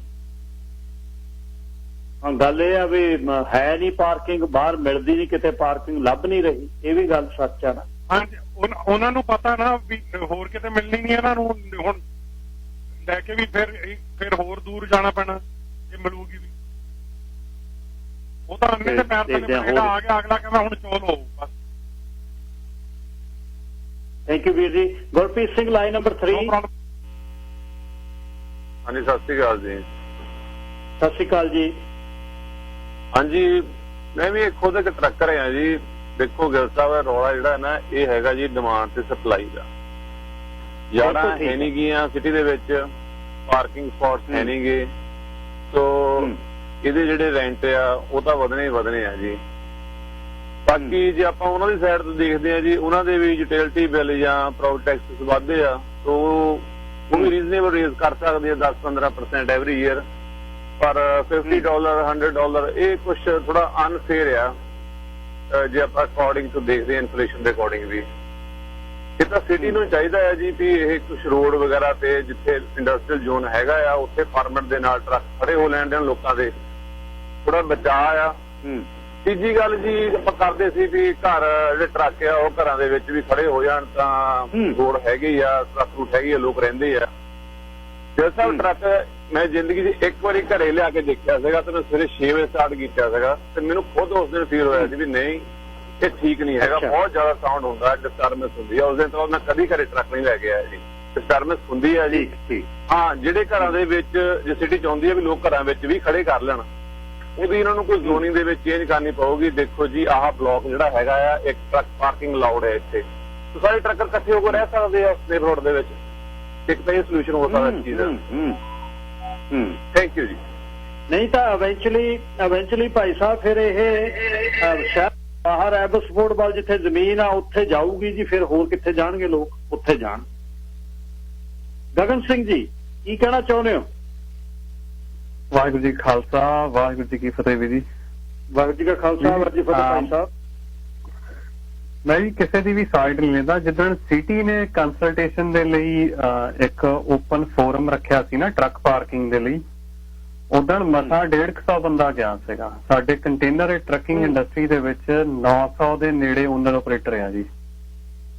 ਤਾਂ ਅਸੀਂ ਇਹ ਵੀ ਪਹਿਲਾਂ ਦੇਖੀ ਵੀ ਅਸੀਂ ਕਿੱਥੇ, ਜਦੋਂ ਕੋਈ ਫੋਰਮ ਹੁੰਦਾ ਅਸੀਂ ਉੱਥੇ ਜਾਂਦੇ ਆ ਜਾਂ ਨਹੀਂ। ਜਦੋਂ ਸਾਡੇ ਕਿਤੇ ਕਿਸੇ ਜਗ੍ਹਾ ਖੜਨ ਦੀ ਲੋੜ ਹੁੰਦੀ ਹੈ ਕਿ ਅਸੀਂ ਉੱਥੇ ਖੜਦੇ ਆ ਜਾਂ ਨਹੀਂ ਖੜਦੇ। ਤਾਂ ਜਿਹੜੀ ਇਹਦੇ ਤੋਂ ਪਹਿਲਾਂ ਜਿਵੇਂ ਕਹਿੰਦੇ ਨਾ ਵੀ ਕਿਸੇ ਤੇ ਇੱਕ ਫਿੰਗਰ ਪੁਆਇੰਟ ਆਊਟ ਕਰਨ ਤੋਂ ਪਹਿਲਾਂ ਅਸੀਂ ਆਪਣੇ ਆਪ ਨੂੰ ਦੇਖੀਏ, ਅਸੀਂ ਆਪਣੇ ਆਪ ਨੂੰ ਵਾਚੀਏ ਵੀ ਅਸੀਂ ਜਿੱਥੇ ਸਾਨੂੰ ਜਾਣਾ ਚਾਹੀਦਾ ਅਸੀਂ ਉੱਥੇ ਜਾਂਦੇ ਆ ਜਾਂ ਨਹੀਂ। ਰੇਡੀਓ ਤੇ ਆ ਕੇ ਗੱਲਾਂ ਮਾਰਨੀਆਂ ਜਾਂ ਕੰਪਲੇਂਟ ਕਰਨੀ ਬਹੁਤ ਸੌਖੀ ਆ, ਪਰ ਜਿਹੜੀ ਅਕਿਰਤ ਘਣਤਾ ਵਾਲੀ ਗੱਲ ਆ ਵੀ ਤੁਸੀਂ ਕਮਿਊਨਿਟੀ ਨੂੰ ਬੈਕ ਕੀ ਦਿੰਦੇ ਆ। ਜੇ ਮੰਨ ਲਓ ਕੌਮ ਨੂੰ ਕਿਸੇ ਗੱਲ ਤੇ ਖੜਨ ਦੀ ਲੋੜ ਆ, ਅੱਜ ਹੁਣ ਜਿਵੇਂ ਇੰਡੀਆ ਨਾਲ ਆਪਾਂ ਕੰਪੇਅਰ ਕਰ ਲਈਏ, ਜੇ ਫਾਰਮ ਬਿੱਲ ਆਏ ਸੀ ਤੇ ਉਹ ਕਿੱਦਾਂ ਉੱਠ ਕੇ ਘਰਾਂ ਚੋਂ ਨਿਕਲ ਕੇ ਦਿੱਲੀ ਘੇਰਿਓ ਪਈ ਆ। ਪਰ ਜਦੋਂ ਇੱਥੇ ਦੀ ਗੱਲ ਆ ਕੀ ਅਸੀਂ ਤਾਂ ਸਿਟੀ ਸਾਨੂੰ ਓਪਨ ਫੋਰਮ ਤੇ ਸੱਦ ਰਹੀ, ਅਸੀਂ ਤਾਂ ਫੋਰਮ ਤੇ ਨਹੀਂ ਜਾਂਦੇ। ਦੂਜੀ ਵਾਰੀ ਸਿਟੀ ਨੇ ਫੋਰਮ ਕਰਾਇਆ 50 ਬੰਦੇ ਗਏ ਸਾਰੇ ਜੀ। ਸੋ ਪਰ ਜਿਹੜਾ ਇਹ ਰੇਟ ਵਧਣ ਦੀ ਗੱਲ ਹੈ ਇਹ ਬਿਲਕੁਲ ਇੱਕ ਗੈਰ ਵਾਜਬ ਗੱਲ ਹੈ। ਦੂਜੀ ਗੱਲ ਜਿਹੜੀ ਸਾਰਿਆਂ ਤੋਂ ਵੱਡੀ ਆ, ਜਿਵੇਂ ਇੱਕ ਟਰੱਕ ਓਨਰ ਆ ਉਹ ਇੰਨੀ ਲਾਇਬਿਲਿਟੀ ਮੁੱਲ ਦੀ ਲੈ ਨਹੀਂ ਸਕਦਾ ਵੀ, ਕਿਉਂਕਿ ਜਗ੍ਹਾ ਬਹੁਤ ਮਹਿੰਗੀਆਂ ਹੋ ਗਈਆਂ। ਜਿਹੜੀਆਂ ਜਗ੍ਹਾ ਤੇ ਟਰੱਕ ਪਾਰਕਿੰਗ ਦੀ ਜ਼ੋਨ ਆ ਜਾਂ ਟਰੱਕ ਰੂਟ ਹੈਗੇ ਆ, ਉਹ ਲੈਂਡ ਇੰਨੀ ਕੁ ਜ਼ਿਆਦਾ ਮਹਿੰਗੀ ਹੋ ਚੁੱਕੀ ਆ ਵੀ ਇੱਕ ਬੰਦੇ ਦੀ ਪਹੁੰਚ ਦੇ ਵਿੱਚ ਉਹ ਬਹੁਤ ਔਖੀ ਆ। ਪਰ ਕਲੈਕਟਿਵਲੀ ਅਸੀਂ ਕੋਈ ਇਹੋ ਜਿਹਾ ਗਰੁੱਪ ਵੀ ਨਹੀਂ ਬਣਾ ਸਕੇ ਵੀ ਅਸੀਂ ਕੋਈ 100 ਬੰਦਿਆਂ ਦਾ ਜਾਂ 50 ਬੰਦਿਆਂ ਦਾ ਗਰੁੱਪ ਇਕੱਠਾ ਹੋ ਕੇ ਅਸੀਂ ਇੱਕ ਕੋਈ ਏਰੀਆ ਬਾਏ ਕਰਕੇ ਤਾਂ ਫਿਰ ਅਸੀਂ ਅੱਗੇ ਉਹਨੂੰ ਕੰਮ ਕਰ ਸਕੀਏ। ਅਸੀਂ ਰੀਸੈਂਟਲੀ ਹੁਣੇ ਸਿਟੀ ਆਫ ਡੈਲਟਾ ਦੇ ਨਾਲ ਕੰਮ ਕਰਨਾ ਸ਼ੁਰੂ ਕੀਤਾ ਆ। ਐਨਐਸਐਸ ਆਈਲੈਂਡ ਦੇ ਵਿੱਚ ਉਹਨਾਂ ਨੇ ਰਾਤ ਦਾ ਕਰਫਿਊ ਲਾਇਆ ਆ। ਜੋ ਰਾਤ ਦਾ ਕਰਫਿਊ ਚੱਕਿਆ ਜਾਂਦਾ, ਤਕਰੀਬਨ 500-600 ਟਰੱਕਾਂ ਦੀ ਪਾਰਕਿੰਗ ਕੱਲੀ ਐਨਐਸਐਸ ਆਈਲੈਂਡ ਦੇ ਵਿੱਚ ਜਿਹੜੀ ਉਹ ਸੈਟਲ ਹੋ ਸਕਦੀ ਆ। ਪਰ ਅਗੇਨ ਸਾਨੂੰ ਕਲੈਕਟਿਵਲੀ ਇਹਦੇ ਤੇ ਕੰਮ ਕਰਨ ਦੀ ਲੋੜ ਆ, ਨਾ ਕਿ ਅਸੀਂ ਜਵਾਬ ਦੇਣ ਤੋਂ ਜਾਂ ਅਸੀਂ ਕਿਸੇ ਨੂੰ ਬਲੇਮ ਕਰਨ ਤੋਂ ਪਹਿਲਾਂ ਅਸੀਂ ਇਹ ਸੋਚੀਏ ਵੀ ਅਸੀਂ ਇਹਦੇ ਲਈ ਕੀ ਕਰਦੇ ਹਾਂ। ਸਮਾਂ ਦੇਣ ਦੇ ਲਈ ਸ਼ੁਕਰੀਆ ਵੀਰ ਜੀ, ਧੰਨਵਾਦ। ਇਹ ਗੱਲ ਬਿਲਕੁਲ ਗਗਨ ਸਿੰਘ ਸਹੀ ਹੈ ਵੀ ਮਿਹਨਤਾਂ ਨਾਲ ਜਿਹੜਾ ਸੱਦਣਾ ਪੈਂਦਾ, ਯਾਰ ਆ ਜਾਓ ਉੱਥੇ ਇਕੱਠੇ ਹੋ ਜਾਓ। ਇਹ ਉਹੀ ਸਮਾਂ ਹੁੰਦਾ ਤੁਹਾਨੂੰ ਆਪਣੀ ਸਟਰੈਂਥ ਦਿਖਾਉਣ ਦਾ। ਇਹ ਬਿਲਕੁਲ ਸਹੀ ਗੱਲ ਹੈ, ਇਹਦੇ ਵਿੱਚ ਦੂਜੀ ਰਾਏ ਨਹੀਂ। ਕਿਉਂਕਿ ਅਸੀਂ ਫਿਰ ਉਦੋਂ ਨਿੱਜ ਚ ਚੱਲ ਉਹ ਚਲੇ ਜਾਊ, ਇਹੀ ਕਮੀ ਆ ਸਾਡੀ। ਨਿੱਜੀ ਤੌਰ ਤੇ ਮੈਂ ਇਸ ਗੱਲ ਨੂੰ ਇਹ ਮੰਨਦਾ ਕਿ ਭਾਈਚਾਰਾ ਇਸ ਗੱਲੋਂ ਪਿੱਛੇ ਰਹਿ ਜਾਂਦਾ। Sir Rupinder Singh, line number 5। ਹਾਂਜੀ ਵੀਰ ਜੀ, ਸਤਿ ਸ਼੍ਰੀ ਅਕਾਲ। ਸਤਿ ਸ਼੍ਰੀ ਅਕਾਲ ਵੀਰ ਜੀ।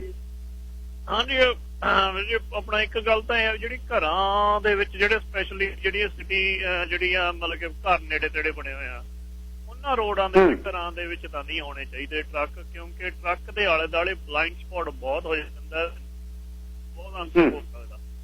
ਠੀਕ ਹੈ ਜੀ। ਤੇ ਦੂਜੀ ਗੱਲ ਹੈ ਕਿ ਵੀ ਜਿਹੜੀਆਂ ਪਾਰਕ ਜਦੋਂ ਸਿਟੀਆਂ ਕੁਛ ਏਰੀਏ ਨੂੰ ਇੰਡਸਟਰੀ ਜ਼ੋਨ ਬਣਾਉਂਦੀਆਂ ਨੇ, ਇੰਡਸਟਰੀ ਉੱਥੇ ਡਿਵੈਲਪ ਕਰਦੀਆਂ ਨੇ, ਖੁੱਲਦੀ ਆ, ਉਹਦੇ ਆਲੇ ਦੁਆਲੇ ਕੋਈ ਪਾਰਕਿੰਗ ਰੇਂਜ ਵੀ ਥੋੜਾ ਬਹੁਤਾ ਕਰ ਸਕਦੇ ਆ ਘੱਟੋ ਘੱਟ ਨਾ। ਜੇ ਤੁਸੀਂ ਵੱਡੀ ਇੰਡਸਟਰੀ ਲਾਉਣੀ ਆ ਉੱਥੇ ਤੁਹਾਨੂੰ ਪਤਾ ਵੀ ਉਹ 1000 ਬੰਦੇ ਨੇ,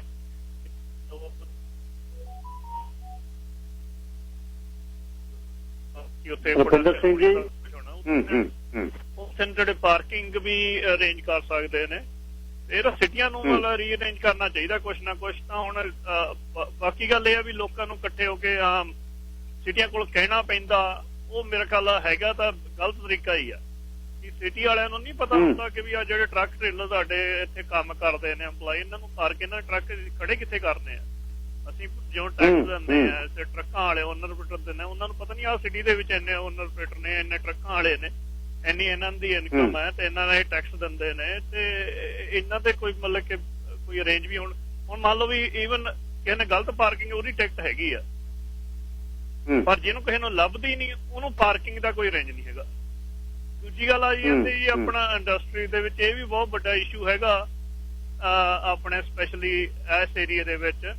ਤੇ ਵੀ ਤੁਸੀਂ ਲੋਡ ਜਾਂਦੇ ਨੇ ਅਮਰੀਕਾ ਕੈਨੇਡਾ ਨੂੰ, ਹੈਵੀ ਲੋਡ ਹਰ ਇੱਕ ਸ਼ਿਪਰ ਹੈਵੀ ਲੋਡ ਕਰਦਾ, ਫੁੱਲ ਲੋਡ 80 ਤੋਂ ਜੀ। ਕਈ ਵਾਰ ਉੱਪਰ ਹੁੰਦਾ, ਪਰ ਨੇੜੇ ਤੇੜੇ ਤੁਹਾਨੂੰ ਸਕੇਲ ਕੋਈ ਨਹੀਂ ਦਿੰਦਾ ਹੈਗਾ। ਸਕੇਲ ਕਰਨ ਲਈ ਤੁਹਾਨੂੰ ਹਨਾ ਸਕੇਲ ਲੱਭਦੀ ਕਿਤੇ ਹੈ ਨਹੀਂ, ਹਨਾ ਠੀਕ ਹੈ।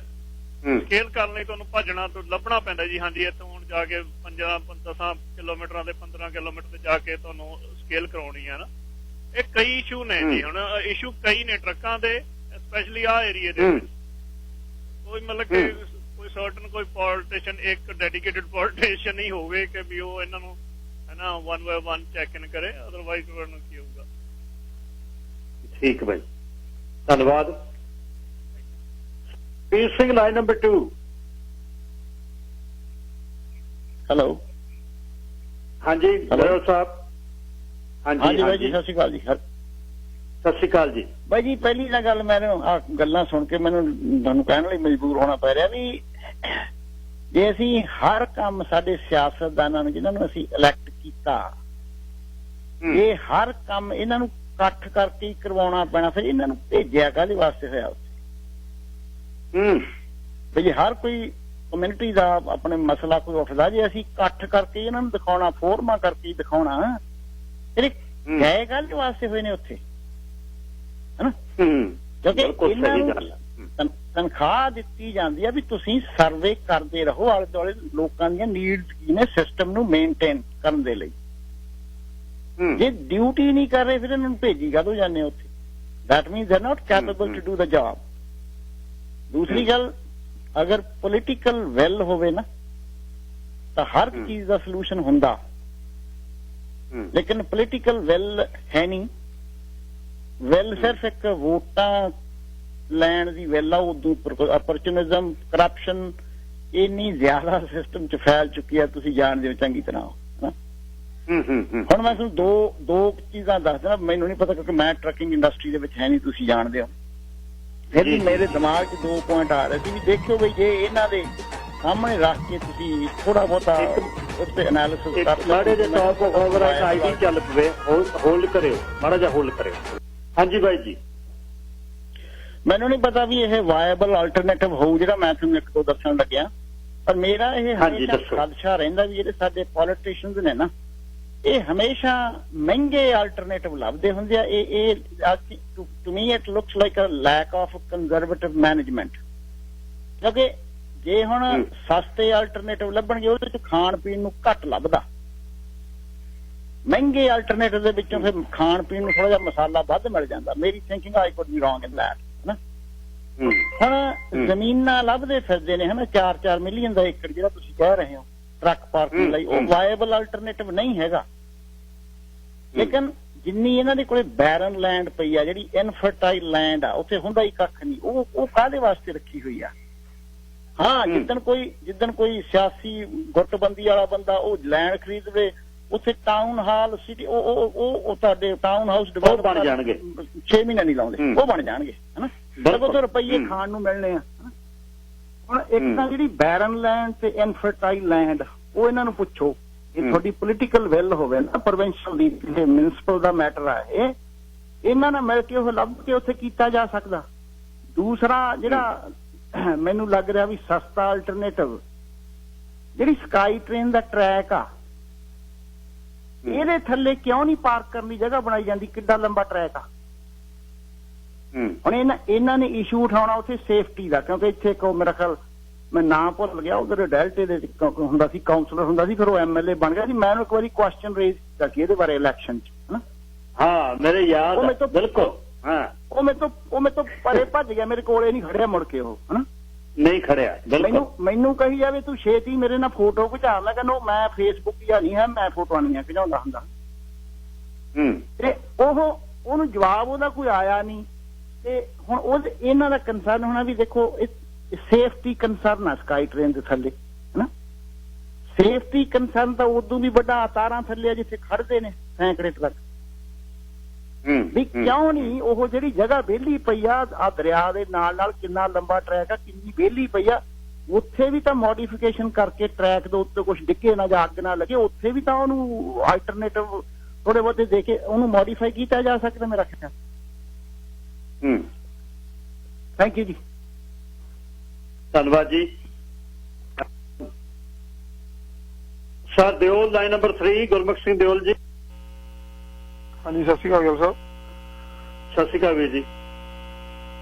ਹਾਂਜੀ ਗਿੱਲ ਸਾਹਿਬ ਦੇਖੋ ਇਹ 'ਚ 2-3 ਕੁ ਤੁਸੀਂ ਪਹਿਲਾਂ ਵੀ ਕਰ ਗਏ। ਇੱਕ ਤਾਂ ਮੈਨੂੰ ਲੱਗਦਾ ਵੀ ਜੁਲਾਈ ਤੱਕ ਕੋਵਿਡ ਕਰਕੇ ਉੱਦਾਂ ਹੀ ਨਹੀਂ ਇਹਨਾਂ ਦਿਨਾਂ 'ਚ ਆਪਾਂ ਟੱਚ ਕਰ ਸਕਦੇ ਇਦਾਂ ਦੇ ਇਸ਼ੂਆਂ ਨੂੰ ਬੇਸਿਕਲੀ ਵੀ ਰਹਿ ਗਿਆ ਤੇ ਕਿਉਂਕਿ ਆਪਾਂ ਬੇਸਮੈਂਟਾਂ 'ਚ ਵੀ ਕਿਸੇ ਨੇ ਉਹ ਵੀ ਮੰਨ ਲਓ ਲੋਕਾਂ ਨੇ ਕਾਫੀ ਹੱਦ ਤੱਕ ਮਦਦ ਹੀ ਕੀਤੀ ਆ ਤੇ ਪਰ ਇੱਕ ਗੱਲ ਹੋਰ ਵੀ ਹੈ ਵੀ ਆਪਾਂ ਨੂੰ ਵੀ ਚਾਹੀਦਾ ਵੀ ਕੋਈ ਕਿਸੇ ਨੂੰ ਜਿੱਦਾਂ ਬੇਸਮੈਂਟ 'ਚੋਂ ਧੱਕੇ ਨਾਲ ਨਹੀਂ ਕੱਢ ਸਕਦਾ ਇਦਾਂ ਥੋੜਾ ਟਰੱਕਰਾਂ ਨੂੰ ਵੀ ਅਵੇਅਰ ਹੋਣਾ ਚਾਹੀਦਾ। ਬੇਸ਼ੱਕ ਤੁਹਾਨੂੰ ਕੋਈ ਕਹਿ ਦਿੰਦਾ ਓਨਰ ਪਾਰਕਿੰਗ ਲੋਟ ਕੋਈ ਧੱਕੇ ਨਾਲ ਨਹੀਂ ਕੱਢ ਸਕਦਾ। ਤੁਹਾਨੂੰ ਥੋੜਾ ਜਿਹਾ ਆਪਣੇ ਆਪ ਵਿੱਚ ਘੱਟੋ ਘੱਟ ਗਰੁੱਪ ਬਣਾਓ, ਆਪਣੇ ਇੱਕ ਦੂਜੇ ਨਾਲ ਲਿੰਕ ਰੱਖੋ। ਜਾੜ ਵਾਲੇ ਜੇ 100 ਜਾਂ ਬੰਦਾ ਤੁਸੀਂ ਪਾਰਕ ਕਰਦੇ ਆ WhatsApp ਗਰੁੱਪ ਬਣਾ ਕੇ ਤੇ ਇਕੱਠੇ ਹੋ ਕੇ ਗੱਲ ਕਰੋ। ਫਿਰ ਇਕੱਲੇ ਨੂੰ ਤਾਂ ਅਗਲਾ ਕਹਿੰਦਾ ਹੀ ਆ ਵੀ ਤੂੰ ਪਾਰਕ ਛੱਡ ਕੇ ਚਲੇ ਜਾ, ਫਿਰ ਮੁੜ ਕੇ ਤੁਸੀਂ ਜਵਾਬ ਦੇਣ ਜੋਗੇ ਨਹੀਂ ਰਹਿੰਦੇ। ਨੋ ਡਾਊਟ ਆਪਾਂ ਇਸ਼ੂਆਂ ਜਿਹਦੇ ਅੱਗੇ ਸਿਟੀ ਹਾਲ ਨੇ ਸ਼ੁਰੂ ਕੀਤਾ ਉਹ 'ਚ ਵੱਧ ਕਰਕੇ ਹਿੱਸਾ ਲੈਣਾ ਚਾਹੀਦਾ ਪਰ ਕੱਲਾ ਇਸ ਇਸ਼ੂ ਤੇ ਨਹੀਂ ਆਮ ਵੀ ਇੱਥੇ ਸਕਾਈ ਟ੍ਰੇਨ ਬਣਨੀ ਹੋਵੇ ਜਾਂ ਹੋਰ ਇਸ਼ੂਆਂ ਤੇ ਵੀ ਐਡੀ ਕੋਈ ਲੋਕਾਂ ਦੀ ਬਾਹਲੀ ਵੱਡੀ ਗੈਦਰਿੰਗ ਨਹੀਂ ਹੁੰਦੀ। ਲੋਕ ਛੋਟੇ ਲੋਕਾਂ ਦੇ ਜਾਨੀ ਅੱਜ ਕੱਲ ਤਾਂ ਘਰਾਂ 'ਚ ਵੀ ਲੈਟਰ ਪਾ ਕੇ ਪੁੱਛਿਆ ਜਾਂਦਾ ਜਾਂ ਟਰੱਕਰਾਂ ਨੂੰ ਤੁਸੀਂ ਆਨਲਾਈਨ ਵੀ ਆਪਣਾ ਕਰ ਸਕਦੇ ਆ ਵੀ ਤੁਸੀਂ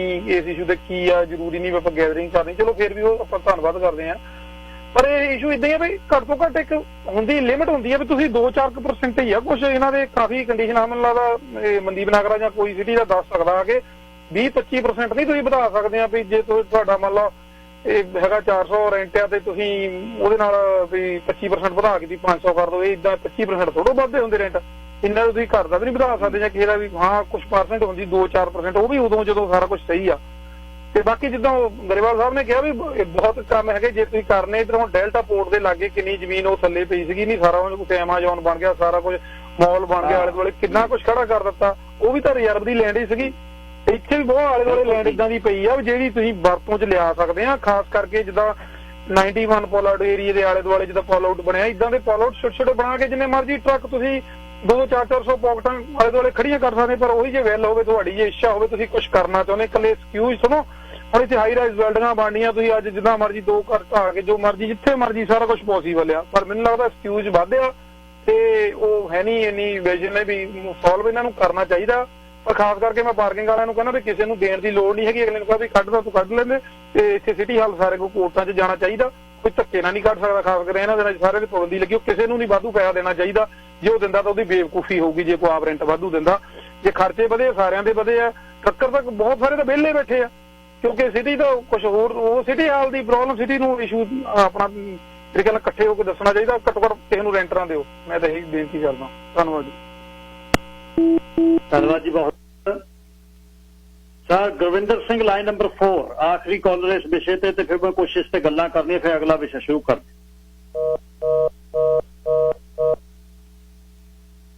ਅੱਛਾ ਹੁਣ ਜਿਵੇਂ ਗੋਲਡੀ ਉਹਨਾਂ ਨੇ ਕਿਹਾ ਗੁਰਮੁਖ ਸਿੰਘ ਉਹਨਾਂ ਨੇ ਵੀ ਐਮਾਜ਼ੋਨ ਬਣਾਉਣ ਨੂੰ ਦੇਤਾ ਉੱਥੇ ਬਣ ਗਿਆ ਨਾ।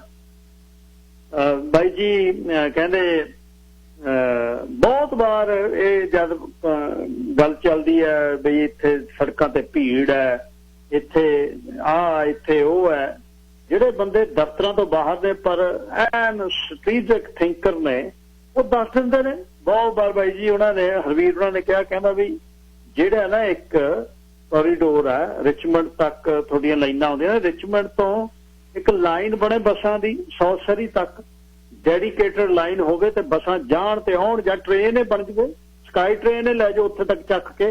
ਗੱਲ ਹੈ ਮੇਜਰ ਜਿਹੜੇ ਪ੍ਰੋਜੈਕਟ ਨੇ ਇਹਨਾਂ ਦੀ ਫੰਡਿੰਗ ਜੀ ਤੇ ਇਹਨਾਂ ਦੀ ਜੇ ਤੇ ਉਹ ਹੁਣ ਸਿਟੀ ਦੇ ਆਲੇ ਦੁਆਲੇ 152 ਤੇ 68 ਦੇ ਨੇੜੇ ਫਾਰਮ ਨੇ ਸ਼ਹਿਰ ਦੇ ਵਿੱਚ ਵੀ ਹੁਣ 76 ਤੱਕ ਉਹ ਕਹਿ ਕੇ ਸ਼ਹਿਰ ਲੋਕ ਕਹਿਣ ਉਹ ਕਿਤੇ ਇਲਾਹੀ ਹੁਕਮ ਥੋੜਾ ਵੀ ਉੱਪਰੋਂ ਕੋਈ ਗੈਬੀ ਸ਼ਕਤੀ ਆ ਕੇ ਉਹਨਾਂ ਨੇ ਐਗਰੀਕਲਚਰ ਲੈਂਡ ਰਿਜ਼ਰਵ ਚੋਂ ਕੱਢਣੀ ਹੈ ਤੇ ਕੋਈ 100 ਕਿੱਲਾ ਨਿਕਲ ਕੇ ਉੱਥੇ ਪਾਰਕ ਬਣ ਸਕਦੀ ਹੈ ਸ਼ਹਿਰ ਦੇ ਆਲੇ ਦੁਆਲੇ ਕਿਤੇ ਬਣ ਸਕਦੇ ਆ। ਇਲੀਗਲ ਵੀ ਖੜਾਈ ਹੋ ਜਾਂਦੇ ਨੇ ਲੋਕ 20-30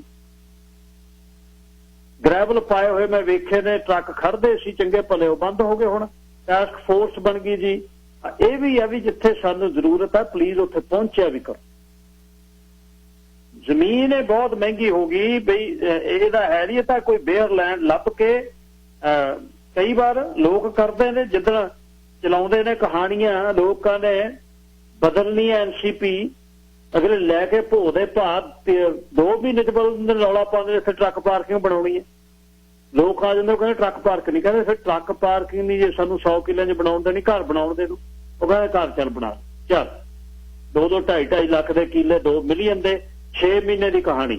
ਜੇ ਕਿਸੇ ਨੇ 50 ਲੈ ਲਏ ਥੋਤੋਂ ਮਤਲਬ 10 11 12 ਮਿਲੀਅਨ ਦੇ ਤੇ 100 ਮਿਲੀਅਨ ਦਾ ਹੋ ਗਿਆ 160। ਉਹ ਕਹਿੰਦੇ ਵੀ ਅਸੀਂ 3 ਲੱਖ ਤੋਂ ਘੱਟ ਵਾਲੀ ਗੱਡੀ 'ਚ ਨਹੀਂ, ਚਿੱਟੀ 'ਚ ਬਹਿਦੇ, ਚੌਰਸ ਗੱਡੀ ਆ, ਚਿੱਟੀ ਉਹ ਪੱਗ ਬੰਨ੍ਹਦੇ ਆ। ਇਦੋਂ ਘੱਟ ਕੀ ਹੈ?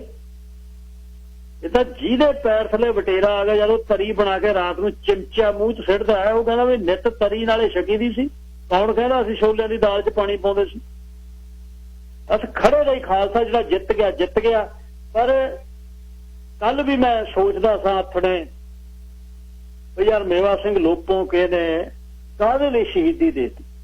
ਅੱਜ ਬਜਾਜ ਸਰਦਾਰ ਦੀ ਚੌਥੀ ਪੀੜ੍ਹੀ ਹੋਣੀ ਸੀ, ਅੱਧਾ ਨਹੀਂ ਤਾਂ ਪੌਣਾ ਤਾਂ ਵੈਨਕੂਵਰ ਖਰੀਦਿਆ ਹੋਣਾ ਸੀ। ਰਾਮ ਸਿੰਘ ਧਲੇਤੇ ਵਰਗੇ ਯੋਧੇ ਇੱਥੋਂ ਕਿਉਂ ਤੁਰ ਗਏ? ਕਿਉਂ ਇੱਥੇ ਆ ਕੇ ਸੰਤ ਬਾਬਾ ਤੇਜਾ ਸਿੰਘ ਉਹ ਕਹਿੰਦੇ ਨਾ ਤੁਸੀਂ ਨਹੀਂ ਹੰਡੂਰਸ ਭੇਜ ਸਕਦੇ ਇਹਨਾਂ ਨੂੰ। ਸੰਤ ਬਾਬਾ ਅਤਰ ਸਿੰਘ ਨੇ ਭੇਜਿਆ ਜੇ ਦਾਨਸ਼ਮੰਦ ਬੰਦੇ, ਹਾਰਵਰਡ ਦੇ ਵਿੱਚੋਂ ਪੜ੍ਹ ਕੇ, ਹਾਰਵਰਡ ਦੇ ਵਿੱਚੋਂ ਆ ਕੇ ਉਹਨਾਂ ਨੇ ਕੌਮ ਸਾਂਭੀ। 60 ਸੈਂਟ ਘੰਟੇ ਦੇ ਲੈਣ ਵਾਲਿਆਂ ਨੇ ਮਗਰੀ ਭਰ ਲਈ ਡਾਲਰਾਂ ਦੀ। ਕਹਿੰਦੇ ਭੇਜ ਕੇ ਦਿਖਾਓ, ਸਾਡਾ ਕੰਮ ਆਟਾ ਮਾਰੂ, ਕਿਵੇਂ ਭੇਜਦੇ ਹੋ ਤੁਸੀਂ? ਹਪਕਿੰਸਨ ਜਦ ਗਲੋਂ ਫੜਿਆ ਹੋਊ ਯੋਧੇ ਨੇ ਖੜਕੇ ਤੇ ਕਿਹਾ ਤੇਰੇ ਨਾਲ ਰੌਲਾ ਕੋਈ ਨਹੀਂ, ਤੂੰ ਜ਼ੁਲਮ ਕਰਦਾ, ਨਾ ਭੈ ਦਿੰਦੇ ਆ ਅਸੀਂ, ਨਾ ਭੈ ਲੈਂਦੇ ਆ ਕਿਸੇ।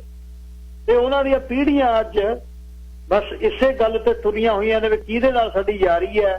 ਲੰਬੇ ਕੋਟ ਵਾਲਾ ਸਾਡੇ ਕੋਈ ਘਰੇ ਆ ਜਾਵੇ, ਅਸੀਂ ਲੰਬੇ ਕੋਟ ਵਾਲੇ ਨੂੰ ਘਰੇ ਸੱਦ ਲਈਏ, ਨਾ ਫੋਟੋ ਖਿੱਚ ਲਈਏ, ਕੀ ਕੱਢੋ ਪਾਓਗੇ? ਸਾਡੇ ਨਾਲ ਤਾਂ ਜਿਨ੍ਹਾਂ ਨੂੰ ਤੁਸੀਂ ਗੂਠਾ ਛਾਪ ਕਹਿੰਦੇ ਹੋ ਉਹ ਲੱਖ ਗੁਣਾ ਚੰਗੇ ਨੇ। ਦਿੱਲੀ ਨੂੰ ਵਕਤ ਪਾਇਆ ਹੋਇਆ ਨਾ, ਬੈਠੇ ਨੇ ਉੱਥੇ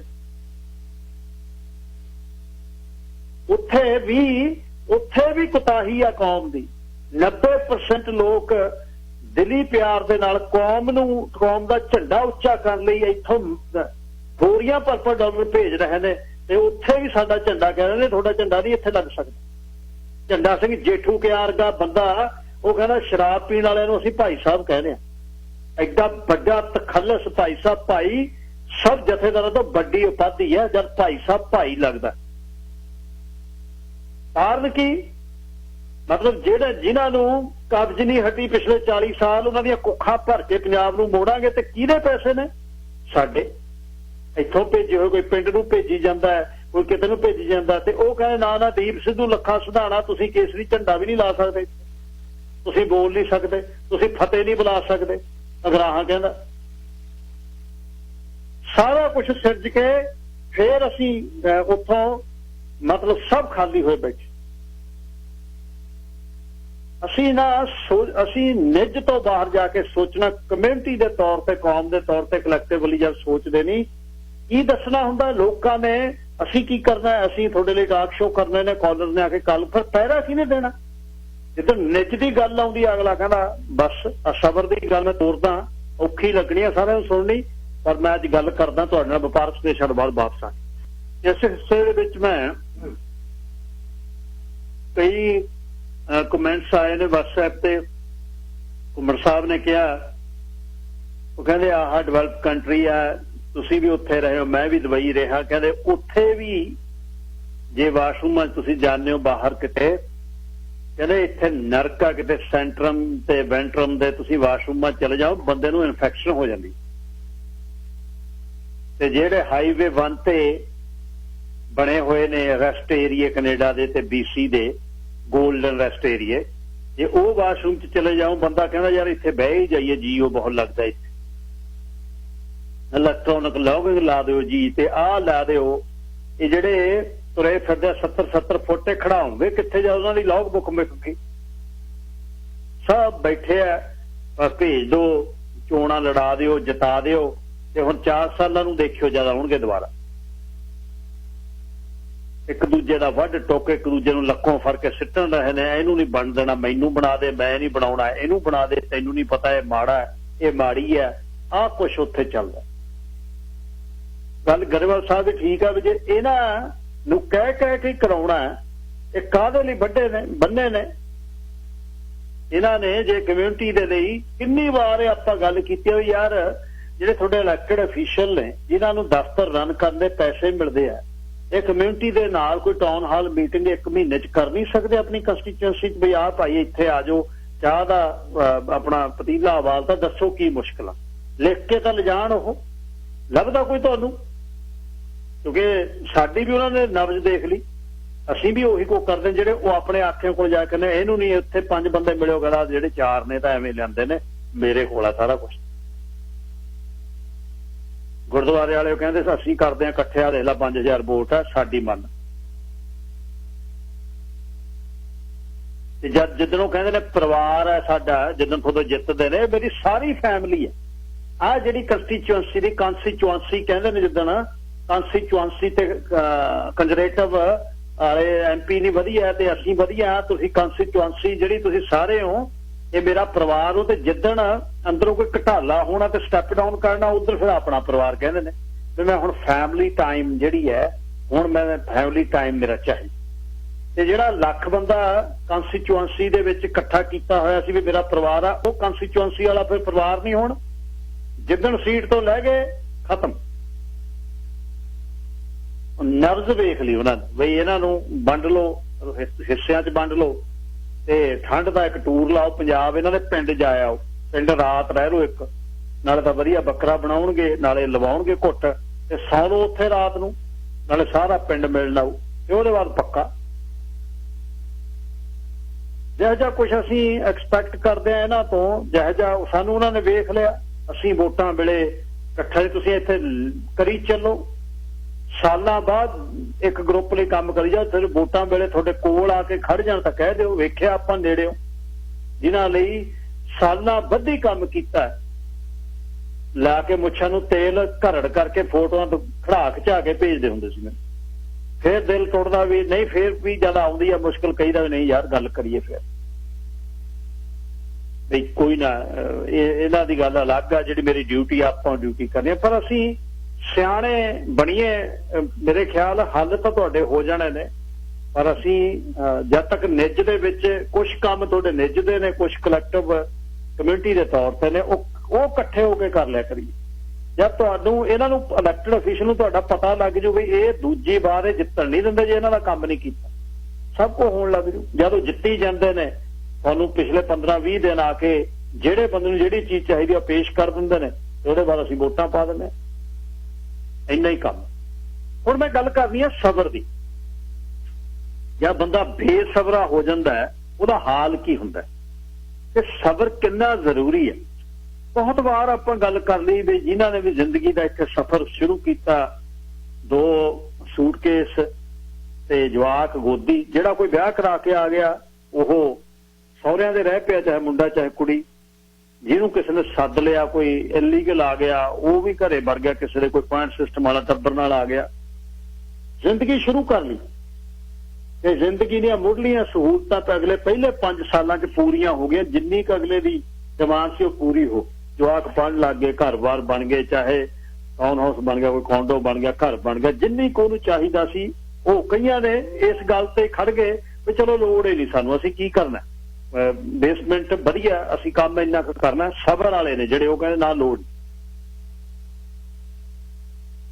ਮੈਂ ਤੁਹਾਨੂੰ ਦੱਸਦਾ ਵੀ ਜਦ ਨਿੱਜੀ ਤੁਹਾਨੂੰ ਜ਼ਿੰਦਗੀ 'ਚ ਘਟਨਾ ਪੰਜਾਬ ਦੀ ਵੀ ਤੇ ਇੱਥੇ ਦੀ, ਸ਼ਨੀਚਰਵਾਰ ਨੂੰ ਅਸੀਂ ਤੁਹਾਨੂੰ ਦੱਸਿਆ ਕਿ ਗੁਰੂ ਕਿਰਪਾ ਨਾਲ 7-8 ਦੋਸਤ ਆ ਤੇ ਹਫ਼ਤੇ 'ਚ ਇੱਕ ਦਿਨ ਪ੍ਰਸ਼ਾਦਾ ਛਕਾਉਣੇ ਆ ਜਾ ਕੇ, ਜਿਹੜਾ ਵੀ ਉਹ ਖਾਂਦੇ ਨੇ ਵੀਰ ਭਾਈ ਉੱਥੇ, ਜਾਂ ਉੱਥੇ ਹੁਣ ਜਾਂਦੇ ਆ ਪੰਜਾਬੀ ਬੋਲਦੇ ਨੇ, ਆ ਕੇ ਸਿਰ ਤੇ ਲਈਆਂ ਹੁੰਦੀਆਂ ਹੁੱਡੀਆਂ ਤੇ ਪੀਸੇ ਵਾਲੇ ਨੂੰ ਪੀਜ਼ਾ, ਕੋਈ ਜਲੇਬੀ ਖਾ ਲੈਂਦਾ, ਕੋਈ ਉੱਥੋਂ ਪੌਪ ਪੀ ਲੈਂਦਾ।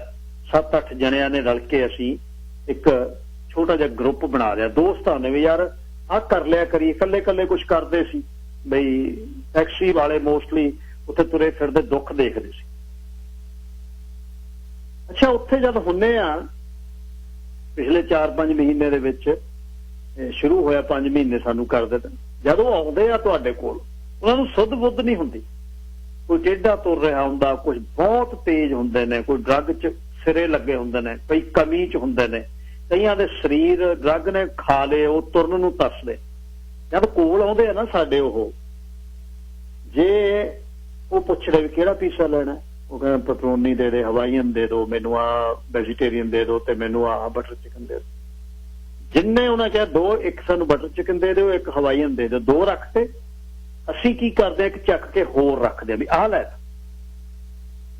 ਬਈ 2 ਇੱਕ ਹੋਰ ਲੈ ਲੈ 10 ਉਹ ਕਹਿੰਦਾ no I don't need it or not just have it one another ਲੈ ਲੈ ਹੋਰ ਲੈ ਲੈ later ਖਾ ਲਈ ਕਾ no bus I need to means to ਪਤਾ ਹੀ ਨਹੀਂ ਕਿੰਨੇ ਬੰਦਿਆਂ ਨੂੰ ਧੱਕੇ ਨਾਲ ਕਿਹਾ ਵੀ ਯਾਰ ਦੇ ਦਿਓ ਇੱਕ ਉਹ ਕਹਿੰਦਾ ਨਾ ਅੱਛਾ ਫੇਰ ਜੇ ਆਉਣਗੇ ਫਿਰ ਉਹ ਦੱਸਣਗੇ ਮੈਂ ਉੱਥੇ ਬੈਠਾ ਜਿਹੜੀ ਗੱਚ ਭਰਦਾ ਜਦ ਗੱਲ ਵੀ ਮੈਂ ਕਰਦਾ ਉਹ ਬੰਦੇ ਜਿਨ੍ਹਾਂ ਦੇ ਕੋਲ ਕੁਛ ਨਹੀਂ ਹੈ ਉਹਨਾਂ ਕੋਲ $20-50 ਮਿਲਦੇ ਨੇ ਉਹ ਡਰੱਗ ਖਾ ਲੈਂਦੇ ਨੇ ਕੋਈ ਘਰ ਨਹੀਂ ਬਾਹਰ ਨਹੀਂ ਫੈਮਿਲੀ ਟੁੱਟ ਗਈ ਕੁਛ ਨਹੀਂ ਉਹਨਾਂ ਦੀ ਨਿੱਜੀ ਜ਼ਿੰਦਗੀ ਫਿਰ ਉਹ ਆ ਕੇ ਜਦ ਦੱਸਦੇ ਨੇ ਤੇ ਮੈਨੂੰ ਪਛਾਣ ਲਿਆ ਸਾਡਾ ਬੜੀ ਉੱਥੇ ਮੇਰਾ ਬੈਠਾ he can't walk I have to take 2 more slices ਲੈ ਲਵਾਂ ਮੈਂ can you give it to me ਜਦ ਉਹ ਕਹਿੰਦੇ ਆ ਪਤਾ ਹੀ ਨਹੀਂ ਕਿੰਨੇ ਆ ਮੈਂ ਤਾਂ ਖੈਰ ਹੁਣ 2 ਮਹੀਨਿਆਂ ਦਾ 1.5 ਦਾ ਜਾਣ ਲੱਗਿਆ ਜਦ ਮੈਂ ਮੋਸਟਲੀ ਈਵਨਿੰਗ ਚ ਹੁੰਦਾ ਤੇ ਟੀਵੀ ਕਰਕੇ ਬਿਜ਼ੀ ਹੁੰਦਾ ਸੀ ਤੇ ਬਾਕੀ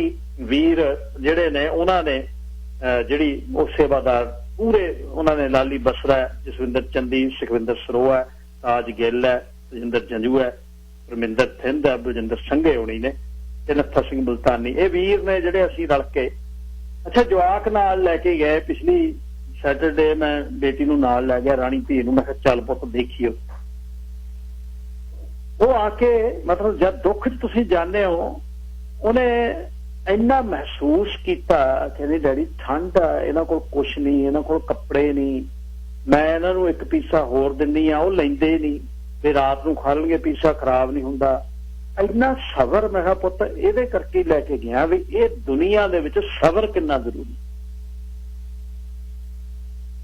ਪਿੰਡ ਮੈਂ ਤੁਹਾਨੂੰ ਦੱਸਦਾ ਅੱਗੇ ਵੀ ਸੁਣਾਇਆ ਲੱਭੂ ਤਾਇਆ ਤੁਰਿਆ ਫਿਰਦਾ ਆਪਣੇ ਘਰੇ ਵਿਹੜੇ ਤੋਂ ਸੀ ਉਹ ਲੰਡਦਾ ਤੂੰ ਛੱਡੇ ਆਉਂਦਾ ਹੀ ਨਹੀਂ ਕਦੇ ਘਰੇ ਯਾਰ ਤੇਰੀ ਤਾਈ ਸੀਬੋ ਕਹਿੰਦੀ ਸੀ ਪੁੱਤ ਮੇਰਾ ਆਇਆ ਹੀ ਨਹੀਂ ਇੱਥੋਂ ਆ ਕੇ ਮੁੜ ਜਾਂਦਾ ਸੀ ਢਿੱਲੇ ਹੋ ਗਿਆ ਸੀ ਤੁਰਨ ਜੋਗੇ ਨਹੀਂ ਉਹ ਬਿਮਾਰ ਮੈਂ ਆਥਣੇ ਚਲੇ ਗਿਆ ਉਹਨੂੰ ਦੱਸਦਾ ਵੀ ਰੱਬ ਕਿੱਥੇ ਵਸਦਾ ਹੁਣ ਉੱਥੇ ਪਤਾ ਹੀ ਹੈ ਕਿਉਂਕਿ ਜਿਹਨਾਂ ਕੋਲ 4 ਪੈਸੇ ਦੀ ਜਿਹੜੇ ਪੜ੍ਹਨ ਵਾਲੇ ਸੀ ਉਹ ਤਾਂ ਸ਼ਹਿਰ ਚਲੇ ਗਏ ਰਹਿ ਗਏ ਉਟਾਰਿਆਂ ਵਾਲੇ ਜਿਨ੍ਹਾਂ ਦੇ ਕੱਚੇ ਉਹੀ ਕੋਠੇ ਨੇ ਇਹ ਬਹੁਤ ਗੱਲਾਂ ਚੱਲਦੀਆਂ ਨੇ ਰਿਜ਼ਰਵੇਸ਼ਨ ਦੀਆਂ ਤੇ ਜੇ ਤੇ ਉਹ ਜ਼ਿੰਦਗੀ ਵੇਖਿਓ ਉੱਥੇ ਕੀ ਹੈ ਕੋਈ ਜਾਇਦਾਦ ਨਹੀਂ ਉਹਨਾਂ ਕੋਲ ਹੁਣ ਟੋਕਰੇ ਸਿੱਟਦੇ ਸੀ ਤੁਹਾਡੇ ਤੇ ਸਰੀਰ ਥੱਕ ਗਏ ਟੋਕਰੇ ਸਿੱਟਣ ਜੋਗੇ ਰਹੇ ਨੇ ਕਿਹਨੇ ਦੇਣੇ ਨੇ ਕਣਕ ਦੀਆਂ ਪੰਸੇਰੀਆਂ ਭਰ ਕੇ ਉਹਨਾਂ ਨੂੰ ਕੁਛ ਨਹੀਂ ਹੈ 100 ਰੁਪਏ ਬੁਢਾਪਾ ਪੈਨਸ਼ਨ ਹੈ ਤੇ ਬਾਹਰ ਝੜਿਆਨੀ ਦੇ ਵਿੱਚ ਧੂਆਂ ਤੇ ਅੰਦਰ ਇੱਕੋ ਹੀ ਕਮਰਾ ਕਾਹਦਾ ਉਹ ਲਿਪਿਆ ਹੋਇਆ ਕੜੀਆਂ ਪਈਆਂ ਸਰਕੜਾ ਪਿਆ 2 ਮੰਜੇ ਨੇ ਪਿੱਛੇ ਸੰਦੂਕ ਆ ਬਸ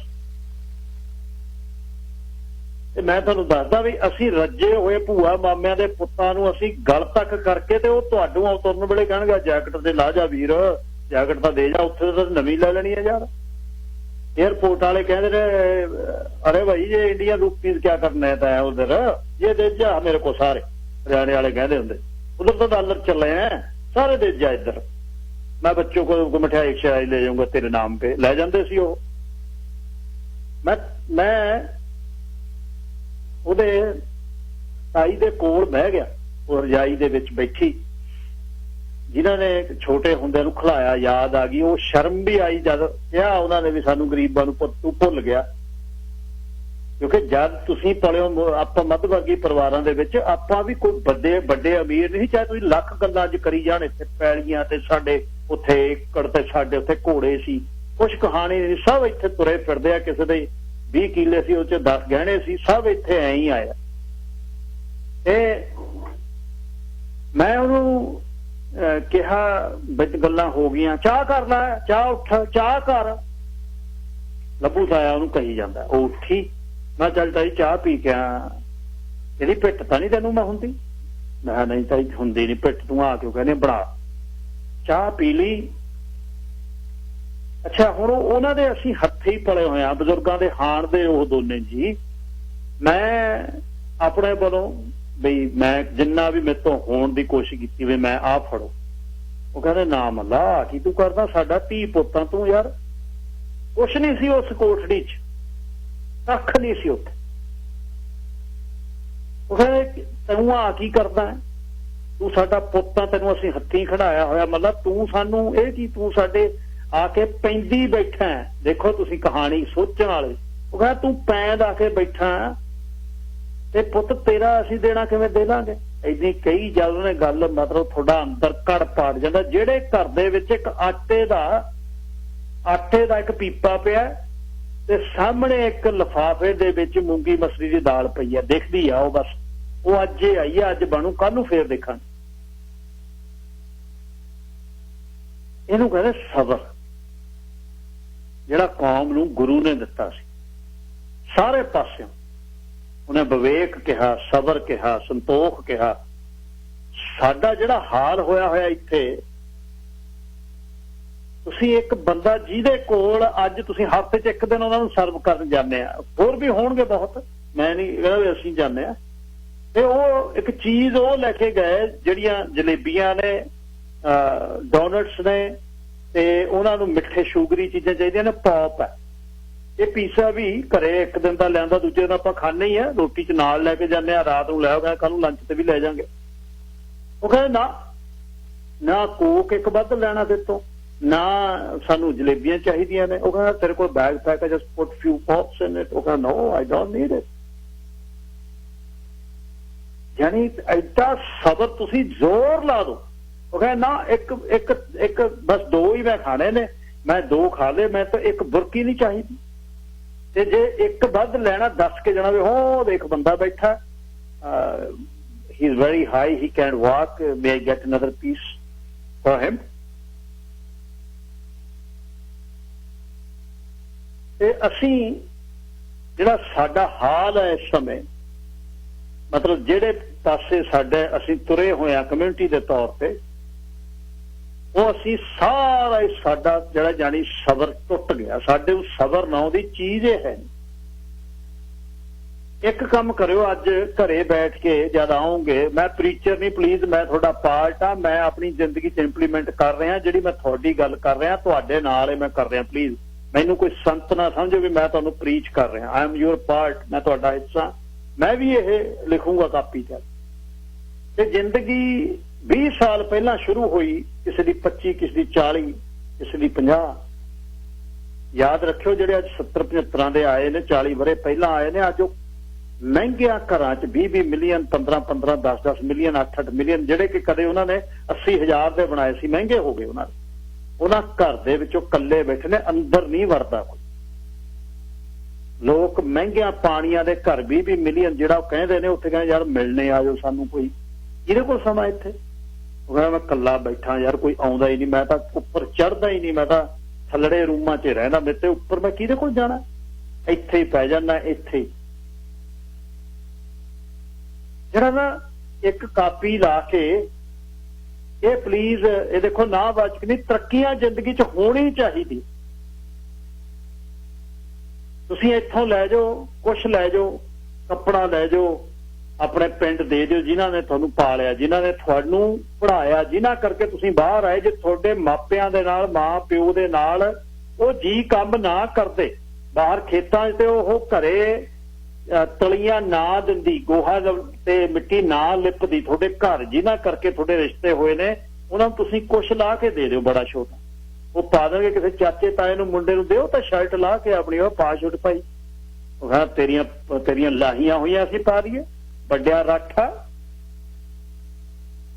ਇੱਕ ਕਾਪੀ ਤੇ ਮੈਂ ਇਹ ਫੇਰ ਇਹ ਕਹਿਣਾ, ਮੈਂ ਤਰੱਕੀ ਦਾ ਹਾਮੀ ਆ, ਮੈਂ ਬਹੁਤ ਚਾਹੁੰਦਾ ਵੀ ਤਰੱਕੀ ਹੋਵੇ, ਕੌਮੀਅਤ ਦੇ ਤੌਰ ਤੇ ਤਰੱਕੀ ਹੋਵੇ। ਪੈਸੇ 'ਚ ਬਹੁਤ ਸ਼ਕਤੀ ਹੈ, ਕਿਤੇ ਜਿੱਥੇ ਪੈਸੇ ਨੇ ਗੱਡਾ ਕੱਢਣਾ, ਪੈਸਾ ਗੱਡਾ ਕੱਢ ਰਿਹਾ ਦਿੱਲੀ ਬੈਠਿਆਂ ਦਾ। ਜੇ ਅੱਜ ਦੇ ਉੱਥੇ ਪੈਸਾ ਨਾ ਪਹੁੰਚਦਾ, ਉਹ ਭੁੱਖੇ ਮਰ ਜਾਂਦੇ। ਹੁਣ ਨੂੰ ਟਰਾਲੀਆਂ ਪੰਜਾਬ ਨੂੰ ਤੁਰ ਪੈਣੀਆਂ ਸੀ। ਜੇ ਤੁਸੀਂ ਕਹੋ ਵੀ ਪੰਜਾਬ ਦੇ ਪਿੰਡਾਂ 'ਚੋਂ ਆ ਕੇ ਉੱਥੇ ਬਦਾਮ ਤੇ ਜਿਹੜੀਆਂ ਪਿੰਨੀਆਂ ਨੇ, ਨਾ ਉੱਥੋਂ ਨਹੀਂ ਕੁਛ ਆਉਂਦਾ। ਪਿੰਡਾਂ 'ਚੋਂ ਤਾਂ ਬੰਦੇ ਹੀ ਆਏ। ਜਿਹੜੀਆਂ ਇਨੋਵਾ ਘੂਕਦੀਆਂ ਨੇ ਹਾਈਵੇ ਤੇ, ਉਹ ਤੁਹਾਡੇ ਪੈਸੇ ਨਾਲ ਘੂਕਦੀਆਂ ਨੇ ਵੀ ਲੈ ਜਾ, 10 ਨੋਟਾਂ ਨੂੰ ਮੋੜ ਲਿਆ, ਦੂਜਿਆਂ ਨੂੰ ਲੈ ਜੀ, ਉਹ ਸਾਰਾ ਤੁਹਾਡਾ। ਔਰ ਪੈਸਾ ਬਹੁਤ ਵੱਡੀ ਤਾਕਤ ਹੈ, ਔਰ ਇਹ ਕਮਾਉਣਾ ਚਾਹੀਦਾ। ਪਰ ਉਹਦਾ ਨਾਲ ਇੱਕ ਜਿਹੜਾ ਸਿਸਟਮ ਹੈ ਵੀ ਜਦ ਉਹ 'ਚ ਬੇਸਬਰੇ ਹੋ ਕੇ ਦਿਨ ਰਾਤ ਤੁਸੀਂ ਇੱਕੇ ਚੀਜ਼ 'ਚ ਤੁਰੇ ਫਿਰਨਾ, ਸਬਰ ਟੁੱਟ ਜਾਣਾ, ਫਿਰ ਉਹ ਪੈਸੇ ਦਾ ਫਾਇਦਾ ਕੋਈ ਨਹੀਂ। ਜਾਂ ਤੁਸੀਂ ਉਹ ਪੈਸੇ ਦੀ ਧਾਂਕ ਦੇ ਵਿੱਚ ਆਈਸੋਲੇਸ਼ਨ 'ਚ ਚਲੇ ਜਾਣਾ ਵੀ ਤੁਹਾਡੇ ਆਲੇ ਦੁਆਲੇ ਕੋਈ ਨਹੀਂ, ਉਹਨੂੰ ਕਰੋਗੇ ਕੀ ਤੁਸੀਂ? ਇੱਕ ਕਾਪੀ ਪੈਨ ਲੈ ਕੇ, ਜ਼ਿੰਦਗੀ ਤਾਂ ਯਾਦ ਹੈ, 20 ਸਾਲ ਵਾਲੇ ਦੀ ਵੀ ਯਾਦ ਹੈ, 30 ਵਾਲੇ ਦੀ ਵੀ। ਜਿੱਦਣ ਮੈਂ ਆਇਆ ਮੇਰੇ ਕੋਲ ਕੀ ਸੀ, ਕੀ ਉਹ ਲੈ ਕੇ ਉਤਰਿਆ, ਮੇਰੇ ਕੋਲ ਕੀ ਪਹਿਨਿਆ ਹੋਇਆ ਸੀ, ਤੇ ਮੇਰੀ ਕਿਹੜੀ ਕੁਆਲਿਟੀ ਹੈ ਜਿਹੜੇ ਮੇਰੇ ਕੋਲ ਅੱਜ ਰੰਗ ਭਾਗ ਲੱਗੇ ਹੋਏ ਨੇ, ਤੇ ਮੇਰੀ ਕਿਹੜੀ ਡਿਗਰੀ ਤੇ ਮੇਰੀ ਕਿਹੜੀ ਪੋਸਟ ਡਾਕਟਰੇਟ ਹੈ ਜਿਹੜੀ ਮੈਨੂੰ ਇਹ ਦਿਖਾਉਂਦੀ ਆ ਵੀ ਮੈਂ ਇਸ ਦੇਸ਼ ਲਈ ਫਿੱਟ ਹਾਂ। ਦੱਸਿਓ ਮੈਨੂੰ ਇੱਕ। ਪੰਜਾਬ ਦੇ ਵਿੱਚੋਂ 4-4 ਸਾਲ ਦੀਆਂ 8-8 ਸਾਲ ਚ ਕਰਕੇ ਡਿਗਰੀਆਂ ਇੱਥੇ 9 ਲਾਈ ਫਿਰਦੇ ਨੇ ਲੋਕ। ਉਹਨਾਂ ਦਾ ਹੱਕ ਹੈ ਕੋਈ ਇੱਥੇ ਲਾਉਣ ਦਾ ਜਦੋਂ ਇੱਥੇ ਪੜ੍ਹੇ ਨਹੀਂ, ਉਹ ਇੱਥੇ ਬਰਾਬਰ ਦੀ ਪੜ੍ਹਾਈ ਨਹੀਂ ਕੀਤੀ। ਲਿਖੀ ਚੱਲੋ, ਆਪਣੇ ਆਪ ਤੁਸੀਂ ਸੋਚਦੇ ਹੋ, ਤੁਸੀਂ ਆਪਣੇ ਆਪ ਖੁਸ਼ ਹੋਈ ਚੱਲੋ, ਪਰ ਤੁਹਾਡਾ ਅਧਿਕਾਰ ਨਹੀਂ ਹੈ ਇਹ ਗੱਲ ਦੇਖਦੇ। ਜੇ ਤੁਸੀਂ ਇੱਕ ਪੜ੍ਹਾਈ ਕਰ ਲਈ, ਮੈਂ ਡਾਕਟਰ ਆ, ਮੈਂ ਸਾਇੰਟਿਸਟ ਆ, ਮੈਂ ਪ੍ਰੋਫੈਸਰ ਆ, ਮੈਂ ਇੰਜੀਨੀਅਰ ਆ, ਜੇ ਮੈਂ ਇਹ ਦੇਸ਼ ਦੇ ਵਿੱਚ ਉਹ ਕੰਮ ਨਹੀਂ ਕਰ ਰਿਹਾ, ਮੈਂ ਉਹ ਪੂਛ ਲਾਉਣ ਦਾ ਹੱਕਦਾਰ ਨਹੀਂ। ਉਹ ਤੁਹਾਡਾ ਹਉਮੈ ਬੁਲਾਈ ਚਲੋ ਹੱਥ ਜੋੜ ਕੇ ਫਤਿਹ ਬਿਨਾਂ ਮਤਲਬ ਕਿਸੇ ਨੂੰ, ਤੇ ਉਹ ਕੁਛ ਨਹੀਂ ਹੈ। ਉਹ ਕਾਪੀ ਦੇ ਵਿੱਚ ਲਿਖਿਓ ਵੀ ਜਿੱਦਣ ਮੈਂ ਉਤਰਿਆ ਮੇਰੇ ਕੋਲ ਕੀ ਸੀ। ਮੇਰਾ $100 ਵੱਧ ਤੋਂ ਵੱਧ $150 ਮੇਰੇ ਨਾਲ ਮੇਰੇ ਜਵਾਕ, ਮੇਰੇ ਕੋਲ ਇੰਡੀਆ ਦੇ ਸਮਾਏ ਹੋਏ ਮੇਰੇ ਕੱਪੜੇ, ਤੇ ਅੱਜ ਮੇਰੇ ਕੋਲ ਕੀ ਹੈ 20 ਸਾਲਾਂ ਬਾਅਦ। ਅੱਜ ਮੈਨੂੰ ਕੀ ਮਾਲਕ ਦਿੱਤਾ, ਤੇ ਉਹਦੇ ਲਈ ਇਹ ਦੱਸਿਓ ਵੀ ਕਿਹੜੀ ਜਾ ਕੇ ਕਿਹੜੀਆਂ ਪੜ੍ਹਾਈਆਂ ਤੇ ਕੀ। ਹਾਂ, ਸਟਰਗਲ ਤਾਂ ਕਰਦੇ ਹੋ ਤੁਸੀਂ, ਮੈਂ ਨਹੀਂ ਕਹਿੰਦਾ ਵੀ ਮਿਹਨਤ ਨਹੀਂ ਕੀਤੀ, ਮਿਹਨਤ ਕੀਤੀ ਹੈ, ਪਰ ਜਿਹੜਾ ਅਸੀਂ ਨਾ ਮਤਲਬ ਦਬੋਂ ਨਿਕਲੇ ਪਏ ਆ ਬਈ ਅੱਜ 7ਵਾਂ ਵੀ ਦਿਨ 12 ਘੰਟੇ ਹੋਏ ਮਰ ਗਏ ਹੋਏ ਪੱਟੇ ਗਏ, ਅੱਜ ਕ੍ਰਿਸਮਸ ਦੀ ਛੁੱਟੀ ਵੀ ਨਹੀਂ ਕਰਨੀ, ਚਲੋ ਚੱਕ ਲਾ 4:30 ਵਜੇ 5 ਵਜੇ ਉਹਦਾ ਐ ਹੋ ਜੂ। ਕੁਛ ਨਹੀਂ ਹੋਣਾ। ਜਿੱਦਣ ਤੁਹਾਡੇ ਰੱਸੇ, ਤੁਹਾਡੀਆਂ ਤਰਪਾਲਾਂ, ਤੁਹਾਡੇ ਥੌੜੇ, ਤੁਹਾਡੀਆਂ ਆੜੀਆਂ, ਤੁਹਾਡੇ ਪੇਚਕਸ ਤੁਸੀਂ ਨਾ ਘੁਮਾਏ, ਕਿਤੇ ਘਰ ਬਣਨੋਂ ਹਟ ਜਾਣੇ ਨੇ, ਤਾਰਾਂ ਪੈਣੀਆਂ ਹਟ ਜਾਣੀਆਂ ਨੇ, ਟਰੱਕ ਚੱਲਣੋਂ ਹਟ ਜਾਣੇ ਨੇ, ਆ ਰੇਡੀਓ ਚੱਲਣੋਂ ਹਟ ਜਾਣੇ। ਜਦੋਂ ਸਾਹ ਜਦੋਂ ਘੰਟੀ ਬੰਦ ਹੋਗੀ ਨੋ ਸਭ ਕੁਝ ਚੱਲਦਾ ਰਹਿਣਾ। ਪਰ ਮਿੱਤਰਾ ਇਹ ਜਰਨੀ ਆ ਜਿਹੜੀ ਇਸ ਪਲੈਨਟ ਦੀ, ਇਸ ਧਰਤੀ ਤੇ ਤੁਹਾਡੇ ਸਫ਼ਰ ਦੇ ਕਿੰਨੇ ਦਿਨ ਆਨੰਦ ਨਾਲ ਕੱਢੇ ਨੇ, ਗੱਲ ਇੱਥੇ ਹੋਣੀ ਆ ਬਸ।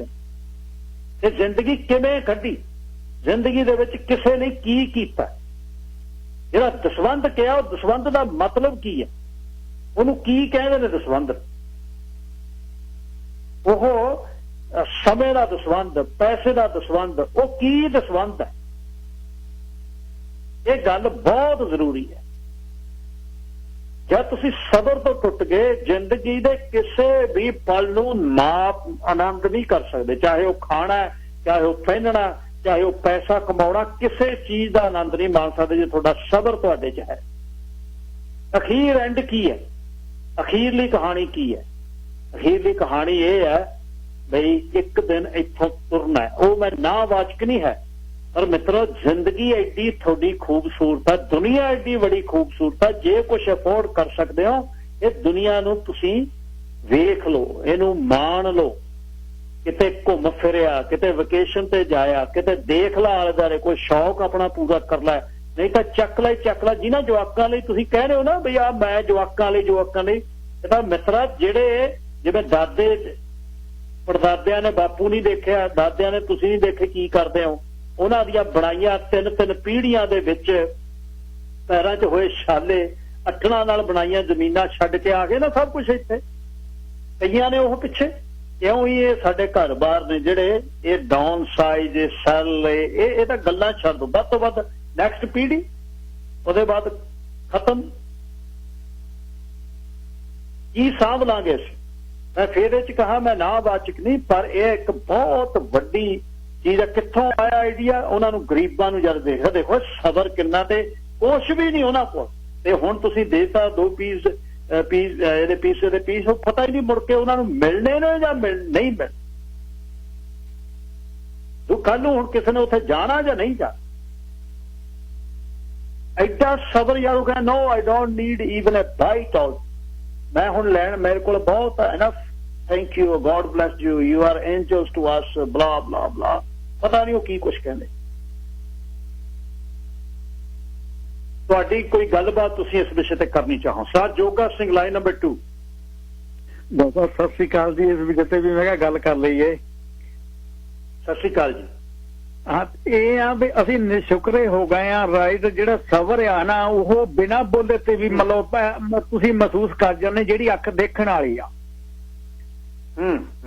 ਅੱਜ ਕੱਲ ਤਾਂ ਇਦਾਂ ਆ ਬਈ ਮੂੰਹ ਖਾਵੇ ਤੇ ਅੱਖ ਸ਼ਰਮਾਵੇ। ਤੁਸੀਂ ਬਜ਼ੁਰਗਾਂ ਦੀ ਜਿੱਦਾਂ ਗੱਲ ਕਰ ਰਹੇ ਸੀਗੇ, ਜੇ ਕਿਸੇ ਬਜ਼ੁਰਗ ਨੂੰ ਤੁਸੀਂ ਦਿੰਦੇ ਸੀ ਉਹ ਪਹਿਲੀ ਗੱਲ ਫੜਦੇ ਨਹੀਂ ਸੀਗੇ। ਜੋ ਕੁਛ ਉਹਨਾਂ ਦਾ ਚੀਨੀ ਦਾਲ ਚਾਹ ਪੱਤੀ ਸਾਹਮਣੇ ਪੀਪੇ 'ਚ ਪਏ ਦੀਦੇ ਸੀਗੇ। ਅੱਜ ਦਾ ਤਾਂ ਇਹ ਆ ਮਤਲਬ ਜਿਹੜਾ ਨੌਜਵਾਨ ਆ ਤੋਂ ਪੈਸੇ ਮਤਲਬ ਫੜਦਾ ਹੈ, ਉਹਦੇ ਮੂੰਹੋਂ ਇੱਕ ਲਫ਼ਜ਼ ਵੀ ਤੁਹਾਡੇ ਲਈ ਕਿਤੇ ਹੋ ਜਾਏ ਵੀ ਤੁਹਾਡਾ ਸ਼ੁਕਰਗੁਜ਼ਾਰ ਕਰਦਾ। ਮੈਂ ਨਿਆਣਿਆਂ ਨਾਲ ਗੱਲ ਕਰਦਾ ਉਹਨਾਂ ਵੀ ਰੱਬ ਇੱਕ ਆ। ਦੇਖੋ ਉਹ ਜਿਹੜੇ ਇੰਡੀਆ ਬੈਠੇ ਆ ਉਹ 24 ਘੰਟੇ 'ਚ ਉਹਨਾਂ ਨੂੰ ਇਹ ਵੀ ਨਹੀਂ ਪਤਾ ਵੀ ਉਹਨਾਂ ਨੂੰ ਰੋਟੀ ਮਿਲਣੀ ਆ, ਬ੍ਰੈਡ ਮਿਲਣੀ ਖਾਣ ਨੂੰ ਜਾਂ ਨਹੀਂ ਮਿਲਣੀ। ਤੁਹਾਡੇ ਕੋਲ ਮਤਲਬ ਇੰਨਾ ਸਮਾਨ ਪਿਆ, ਤੁਸੀਂ ਉਹਦੇ ਨੂੰ ਮੂੰਹ ਨਹੀਂ ਕਰਦੇ। ਤੇ ਮੈਂ ਇਹ ਕਹਿੰਦਾ ਵੀ ਰੱਬ ਦਾ ਸ਼ੁਕਰ ਕਰਨਾ ਚਾਹੀਦਾ। ਮਤਲਬ ਜੋ ਤੁਹਾਡੇ ਕੋਲ ਜਦੋਂ ਮੌਕਾ ਮਿਲੇ ਜਿੱਦਾਂ ਵੀ ਹੈਗਾ, ਕੋਈ ਸ਼ੋਅ ਅਪ ਕਰਕੇ ਨਹੀਂ, ਮਤਲਬ ਹਰ ਤਰ੍ਹਾਂ ਦੀ ਦੁਨੀਆ ਬਣਦੀ ਆ। ਕਿਸੇ ਦਾ ਤੁਸੀਂ ਜੇ ਕੁਛ ਮਤਲਬ ਸਵਾਰ ਸਕਦੇ ਆ ਠੀਕ ਹੈ, ਵਿਗਾੜਨ ਬਾਰੇ ਨਾ ਸੋਚੋ। ਜੇ ਕਿਸੇ ਦਾ ਭਲਾ ਨਹੀਂ ਕਰ ਸਕਦੇ ਬੁਰਾ ਬਣਾ ਕਰ ਸਕਦੇ। ਬਿਲਕੁਲ ਠੀਕ ਹੈ ਸਾਹਿਬ ਜੀ, ਬਿਲਕੁਲ ਠੀਕ। ਤੇ ਹਾਂ ਗਿੱਲ ਸਾਹਿਬ ਜਿੱਦਾਂ ਤੁਸੀਂ ਦੁਬਈ ਦੀ ਗੱਲ ਕਰਦੇ ਆ, ਮੈਂ ਵੀ ਉਹ ਥਾਂ ਦੇਖੇ ਹੋਆ ਰਾਈਟ। ਉਹ ਮਤਲਬ ਉਹਨਾਂ ਦੀਆਂ ਵੀ ਜਾਤਾਂ ਆ, ਪ੍ਰਜਾਤੀਆਂ ਆ। ਉਹ ਮਤਲਬ ਉਹਨੀ ਬੱਕਰੀਆਂ ਰੱਖੀਆਂ ਆ, ਰੇਤਿਆਂ 'ਚੋਂ ਬੱਕਰੀਆਂ ਚਾਰਦੇ ਆ। ਕਬੀਲੇ ਆ ਜਿੱਦਾਂ ਇਰਾਨ ਨਾਲ ਮਤਲਬ ਇਰਾਨ ਤੋਂ ਮਿਸਰ ਤੋਂ ਆਏ ਹੋ। ਮੈਂ ਵੀ ਜਿੱਦਾਂ ਕਹਿੰਦੇ ਮਤਲਬ ਉੱਥੇ 4 ਸਾਲ ਮੈਂ ਦੇਖੇ ਆ ਵੀ ਕਿੰਨਾ ਹਾਰਡ ਕੰਮ ਕਰਨਾ ਪੈਂਦਾ ਕਿ 50 ਡਿਗਰੀ 'ਚ ਪਾਣੀ ਚੋ ਕੇ ਪੈਰਾਂ 'ਚ ਪੈ ਜਾਂਦਾ ਸੀਗਾ ਤੇ ਕਰੀ ਚੱਪਲ ਲੱਗ ਜਾਂਦਾ ਸੀਗਾ ਪੈਰਾਂ 'ਚ। ਬਿਲਕੁਲ ਠੀਕ ਹੈ, ਬਿਲਕੁਲ। ਤੇ ਬੜੀ ਔਖੀ ਜ਼ਿੰਦਗੀ ਹੈ। ਜੇ ਰੱਬ ਨੇ ਤੁਹਾਨੂੰ ਮਤਲਬ ਦਿੱਤਾ ਮੌਕਾ, ਮੈਂ ਉਹਦਾ ਮਤਲਬ ਆ ਵੀ ਕਿਸੇ ਦੂਜੇ ਦਾ ਜੇ ਤੁਸੀਂ ਕੋਈ ਸਵਾਰ ਸਕੋ ਤਾਂ ਵਧੀਆ ਗੱਲ ਆ। ਮੈਂ ਕਹਿੰਦਾ ਉਹਦੇ ਭਾਣੇ 'ਚ ਰਹੋ। ਜਿੱਦਾਂ ਕਹਿੰਦੇ ਹੁੰਦੇ ਮੂੰਹ ਖਾਵੇ ਤੇ ਅੱਖ 'ਚ ਰਮਾਵੇ, ਏਦਾਂ ਨਾ ਹੋਵੇ। ਨੋ ਥੈਂਕ ਯੂ ਜੀ, thank you. Avtar Singh line number 3। ਅੱਜ ਮੈਂ ਤੁਹਾਨੂੰ ਬਹੁਤ ਥੈਂਕ ਯੂ ਕਹਿਣਾ ਚਾਹੁੰਦਾ। ਮੇਰੀ ਯਾਰ ਬਹੁਤ ਪਿਆਰੀ ਗੱਲ ਕਹੀ ਹੈ ਤੁਸੀਂ, ਮੇਰੇ ਦਿਲ ਨੂੰ ਬਹੁਤ। ਤੇ ਮੈਂ ਆਇਆ ਸੀ ਇੱਥੇ 10-12 ਸਾਲ ਰੂਲ ਖੜਾ ਕੇ, ਬੜੇ ਔਖੇ ਪੇਪਰ ਬਣੇ। ਚਲੋ ਮੈਂ 2004 'ਚ ਪਹਿਲੀ ਵਾਰ ਗਿਆ। ਸਾਡੇ ਸਾਥੀ ਹੁੰਦਾ ਸੀ ਵੀ ਚਲੋ ਜਦ ਮੈਂ ਗਿਆ ਉਹਨਾਂ ਦੀ ਡੈਥ ਹੋ ਗਈ ਸੀ। ਉਹਨਾਂ ਦੀ ਵਾਈਫ ਸੀ ਸਾਡੀ ਤਾਈ, ਪਿਆਰੀ ਤਾਈ ਕੀ ਕਰਦੇ ਸੀ। ਤੇ ਮੈਂ ਉਹਨਾਂ ਦੇ ਘਰ ਗਿਆ ਜਦ ਉਹਨਾਂ ਨੇ, ਮੈਂ ਉਹਦੇ ਪਿਆਰ ਦੇ ਇਜ਼ਹਾਰ ਨਹੀਂ ਕਰਕੇ ਦੱਸ ਸਕਦਾ ਬਾਈ ਜੀ ਜਿੰਨਾ ਉਹਨਾਂ ਨੇ ਮੈਨੂੰ ਪਿਆਰ ਦਿਆ। ਮੇਰੀ ਜ਼ਿੰਦਗੀ ਜੋ ਯਾਦ ਰਹਿੰਦਾ, ਤਾਏ ਨੇ ਵੀ ਮੈਨੂੰ ਮੋਢੇ ਤੇ ਰੱਖ ਕੇ ਹਾਲ ਪਾਇਆ ਸਾਡਾ। ਮੈਨੂੰ ਐ ਨਹੀਂ ਪਤਾ ਵੀ ਸਾਡਾ ਸਗਾ ਤਾਇਆ ਇਹ ਇੱਕ ਸਾਡਾ ਸਾਥੀ ਸੀ ਹੈ। ਸਾਡੇ ਕੋਲ 20 ਸਾਲ ਉਹਨੇ ਜ਼ਿੰਦਗੀ ਦੇ ਗੁਜ਼ਾਰੇ ਹੈ। ਤੇ ਫਿਰ ਮੈਂ ਉਹਨਾਂ ਦਾ ਮਕਾਨ ਕੰਧਾਂ ਠੀਕ ਦੀਆਂ, ਛੱਤ ਖਰਾਬ ਦੀ, ਇੱਕ ਬਾਥਰੂਮ, ਇੱਕ ਛੋਟੀ ਜਿਹੀ ਰਸੋਈ, ਉਹਨਾਂ 6 ਖਾਨ ਸੀ ਉਹਨਾਂ ਦੇ। ਤੇ ਬਾਲਿਆਂ ਦੇ ਉੱਪਰ ਪਲਾਸਟਿਕ ਪਾ ਕੇ ਫੂਸ ਪਾ ਕੇ ਪਾਈ ਵੀ ਸੀ। ਤੇ ਉਹ ਜੋ ਰਹੀ ਸੀ ਵਿੱਚ ਮੈਂ ਉਹ ਲੈਟਰ ਪਵਾਇਆ ਤੇ ਮੈਨੂੰ ਬਹੁਤ ਸਕੂਨ ਮਿਲਿਆ। ਤੇ ਮੈਂ ਜ਼ਿੰਦਗੀ ਜੋ ਵਰਡ ਦੱਸ ਨਹੀਂ ਸਕਦਾ। ਥੈਂਕ ਯੂ ਬਾਈ। ਥੈਂਕ ਯੂ ਬਾਈ ਜੀ, ਧੰਨਵਾਦ। Sahib Balwinder Singh line number 4। ਗਿੱਲ ਸਾਹਿਬ ਬਹੁਤ ਹੀ ਸਤਿਕਾਰ ਭਰੀ ਸਤਿ ਸ੍ਰੀ ਅਕਾਲ। ਸਤਿ ਸ੍ਰੀ ਅਕਾਲ ਸਰਾਂ ਸਾਹਿਬ। ਗਿੱਲ ਸਾਹਿਬ 77 ਦੇ ਵਿੱਚ ਆਇਆ ਸੀ ਇੱਥੇ। ਐਜ ਏ ਰਜਿਸਟਰ ਆਇਆ ਸੀ। 2-3 ਸਾਲ ਇੱਥੇ ਮੈਂ ਵੈਨਕੂਵਰ ਦੇ ਵਿੱਚ ਰਿਹਾ। ਉਸ ਤੋਂ ਬਾਅਦ ਮੈਂ ਨਾਰਥ ਦੇ ਵਿੱਚ ਚਲਾ ਗਿਆ, ਫੋਰਟ ਨੈਲਸਨ ਦੇ ਵਿੱਚ। ਉੱਥੇ ਇੰਨੀ ਠੰਡ ਦੇ ਵਿੱਚ ਕੰਮ ਕੀਤਾ 10-12 ਸਾਲ। ਤੁਸੀਂ ਸਾਡੀ ਦੇ ਉਹ ਮੁੱਠਾਂ ਜੰਮ ਜਾਂਦੀਆਂ ਸੀ, ਹੱਥ ਫਰੀ ਹੋ ਜਾਂਦੇ ਸੀ। ਪੈਰਾਂ ਦੇ ਵਿੱਚ ਸਾਡੇ 2 ਆਪਣੇ ਜਰਾਬਾਂ ਪਾਈਆਂ ਹੁੰਦੀਆਂ ਸੀਗੀਆਂ। ਹੁਣ ਮੈਨੂੰ ਬਹੁਤ ਸਾਲ ਹੋ ਗਏ, ਮੈਂ ਰਿਟਾਇਰ ਹੋਇਆ। ਅਸੀਂ 5-7 ਦੋਸਤ ਹੈਗੇ ਆ। ਹਰੇਕ ਵੀਕ ਇਕੱਠੇ ਹਰ ਰੋਜ਼ ਅਸੀਂ ਇਕੱਠੇ ਬਹਿੰਦੇ ਆ, ਕਾਫੀ ਪੀਂਦੇ ਆ 2 ਤੋਂ 4 ਅਸੀਂ। ਤੇ 10ਵਾਂ ਦਸ਼ੌਂਦ ਵੀ ਕੱਢੀ ਦਾ। ਜੇ ਕਿਸੇ ਗਰੀਬ ਗੁਰਬੇ ਨੂੰ ਕੋਈ ਹੈਲਪ ਦੀ ਲੋੜ ਹੈ ਉਹਨੂੰ ਵੀ ਦਈ ਰਿਹਾ ਹੈਗਾ, ਹੈਲਪ ਕਰੀ ਦੀ ਹੈ। ਮੇਰੀ ਡਾਟਰ ਹੈਗੀ ਹੈ, ਉਹ ਹਮੇਸ਼ਾ ਹਰੇਕ ਵੀਕ ਡਾਊਨਟਾਊਨ ਜਾ ਕੇ ਨਾਲੇ ਤਾਂ ਕੱਪੜੇ ਦੇ ਕੇ ਆਉਂਦੀ ਹੈ, ਨਾਲੇ ਫੂਡ ਦੇ ਕੇ ਆਉਂਦੀ ਗਰੀਬਾਂ ਨੂੰ। ਇੱਥੇ ਗਿੱਲ ਸਾਹਿਬ ਸਾਨੂੰ ਦੇਖੋ, ਅਸੀਂ ਸ਼ੁਕਰ ਕਰਦੇ ਹਾਂ ਵੀ ਅਸੀਂ ਇਹੋ ਜਿਹੇ ਮੁਲਕ ਦੇ ਵਿੱਚ ਆ ਕੇ ਬੈਠੇ ਹੈਗੇ ਆ। ਔਰ ਤੁਸੀਂ ਜਿਵੇਂ ਪਹਿਲਾਂ ਗੱਲ ਕੀਤੀ ਹੈ 20 ਮਿਲੀਅਨ ਦੇ ਘਰ ਲਈ ਬੈਠੇ ਆ, ਅੰਦਰ ਬੈਠੇ ਆ। ਕੋਈ ਬੱਚਾ ਉਹਨਾਂ ਦੀ ਗੱਲ ਨਹੀਂ ਸੁਣਦਾ, ਕੋਈ ਬਾਹਰ ਜਾ ਨਹੀਂ ਸਕਦੇ, ਕੋਈ ਕੋਲੇ ਆ ਨਹੀਂ ਸਕਦਾ, ਕੋਈ ਦੁੱਖ ਸੁੱਖ ਸੁਣ ਨਹੀਂ ਸਕਦਾ, ਕਿਉਂਕਿ ਸਿਚੁਏਸ਼ਨ ਇਹਦੀ ਬਣੀ ਹੈ ਹੀ ਨਹੀਂ ਜੀ ਕੋਲ। ਰਾਜ ਸਾਹਿਬ ਰਿਹਾ ਹੀ ਨਹੀਂ ਕੋਈ ਕੋਲ। ਉਹ ਕਹਿੰਦੇ ਨਾ ਜੀ ਅਸੀਂ ਆਉਣਾ ਨਹੀਂ, ਅਸੀਂ ਪੈਂਟ ਹਾਊਸ 'ਚ ਰਹਿਣਾ ਡਾਊਨਟਾਊਨ, ਵੀ ਡੋਂਟ ਵਾਂਟ। ਹੁਣ ਬੱਚੇ ਹੁਣ ਆਪਣਾ ਗਿੱਲ ਸਾਹਿਬ ਮੇਰੀ ਗੱਲ ਵਿੱਚ ਆ। ਮੇਰਾ ਛੋਟਾ ਲੜਕਾ ਟੈਕਸੀ ਚਲਾਉਂਦਾ, ਮੇਰੇ ਨਾਲ ਰਹਿੰਦਾ। ਮੇਰੀ ਲੜਕੀ ਦੀ ਸੈਪਰੇਸ਼ਨ ਹੋ ਗਈ ਸੀ, ਉਹ ਮੇਰੇ ਨਾਲ ਰਹਿੰਦੀ ਹੈਗੀ ਆ। ਬੜੇ ਕੋਈ ਗੱਲ ਨਹੀਂ, ਛੋਕੇ ਤਾਂ ਚੱਲਦਾ ਰਹਿੰਦਾ ਹੈਗਾ, ਪਰ ਵਿਆਹ ਹੋ ਜੂਗਾ, ਬੱਚਿਆਂ ਦਾ ਸਭ ਕੁਝ ਸੈੱਟ ਹੈਗੇ ਆ। ਬੜਾ ਸੋਹਣਾ ਸਵੇਰੇ ਉੱਤੇ ਪ੍ਰਮਾਤਮਾ ਦਾ ਸ਼ੁਕਰ ਕਰੀਦਾ ਵੀ ਤੂੰ ਇਹੋ ਜਿਹੀ ਧਰਤੀ ਤੇ ਸਾਨੂੰ ਵਾੜਤਾ ਜੇ ਕਿਤੇ ਪੰਜਾਬ ਹੁੰਦੇ ਹੁਣ ਅਸੀਂ ਮਰੇ ਹੁੰਦੇ, ਸਾਡਾ ਸਿਵਾ ਬੋਲਣਾ ਸੀਗਾ। ਬਿਲਕੁਲ, ਥੈਂਕ ਯੂ ਸਰਾਉਂ ਸਾਹਿਬ। ਮਨਵੀਰ ਜੀ, ਲਾਈਨ ਨੰਬਰ 5। ਸਤਿ ਸ਼੍ਰੀ ਅਕਾਲ ਭਾਈ ਜੀ, ਪਹਿਲੀ ਵਾਰ ਗੱਲ ਕਰ ਰਹੇ ਹਾਂ। ਸਤਿ ਸ਼੍ਰੀ ਅਕਾਲ। ਗੱਲ ਹੁੰਦੀ ਰਹਿੰਦੀ ਆ। ਥੈਂਕ ਯੂ ਛੋਟੇ ਭਾਈ, ਥੈਂਕ ਯੂ। ਹਾਂਜੀ, ਮੈਂ ਦੱਸਣਾ ਚਾਹੁੰਦਾ ਆਪਣੇ ਪਰਸਨਲ ਐਕਸਪੀਰੀਅੰਸ ਤੋਂ, ਜੇ ਆਪਾਂ ਬਾਈ ਚਾਂਸ ਜਾਣੇ ਵੀ ਆ, ਆਪਾਂ ਜੇ ਤਾਂ ਕਿਸੇ ਨੂੰ ਪੈਸਾ ਫੜਾਈਏ, ਪੈਸਾ ਤਾਂ ਨਹੀਂ ਉਹ ਫੜਦੇ, ਉਹਨਾਂ ਨੂੰ ਤੁਸੀਂ ਕੋਈ ਚੀਜ਼ ਲੈ ਜਾਓ ਜਾਂ ਉਹਨਾਂ ਦਾ ਕੋਈ ਕੰਮ ਕਰਵਾ ਦਿਓ, ਉਹ ਹੋ ਸਕਦਾ। ਦੂਜੀ ਗੱਲ, ਆਪਾਂ ਮੋਸਟਲੀ ਜਿਹੜੀ ਆਪਣੀ ਕਮਿਊਨਿਟੀ ਆ ਟ੍ਰੇਡਮੈਨ ਚ ਆ ਜਾਂ ਜੇ ਆਪਾਂ ਕੋਈ ਵੀ ਬਿਜ਼ਨਸ ਕਰਦੇ ਆ ਕਿਸੇ ਨਾਲ, $400-500 ਕਹਿੰਦੇ ਆ ਵੀ ਚੱਲ ਠੀਕ ਆ ਯਾਰ ਤੂੰ ਹਾਂ ਕਰ, ਕੋਈ ਨਹੀਂ ਆਪਾਂ $500 ਘੱਟ ਚ ਵੀ ਕਰ ਦਾਂਗੇ ਕੰਮ। 20,000 ਦੀ ਕੋਟੇਸ਼ਨ ਆ ਜਾਂ ਕੁਝ ਵੀ ਆ, ਉਹ 400-500 ਘਟਾਉਣ ਲੱਗੇ ਆਪਾਂ 1 ਮਿੰਟ ਨਹੀਂ ਸੋਚਦੇ। ਫਿਰ ਆਪਾਂ ਜੇ $100 ਕਿਤੇ ਲਾਉਣ ਵੇਲੇ ਸੋਚੀਏ ਤਾਂ ਉਹ ਆਪਣੇ ਲਈ ਸ਼ਰਮ ਦੀ ਗੱਲ ਆ, ਜਿਹੜਾ ਕਿ ਆਪਾਂ ਇੱਥੋਂ ਹੀ ਕਮਾਇਆ ਹੋਇਆ। ਮੈਂ ਇੰਨਾ ਹੀ ਕਹਿਣਾ, ਹਮੇਸ਼ਾ ਦਸਵੰਧ ਕੱਢੀ ਦਾ, ਉਹ ਵੈਸੇ ਦੱਸਣ ਦੀ ਆਪਾਂ ਨੂੰ ਲੋੜ ਵੀ ਨਹੀਂ ਹੈ। ਨਹੀਂ, ਬਿਲਕੁਲ ਦੱਸਣ ਦੀ ਲੋੜ ਨਹੀਂ, ਬਿਲਕੁਲ ਠੀਕ ਹੈ।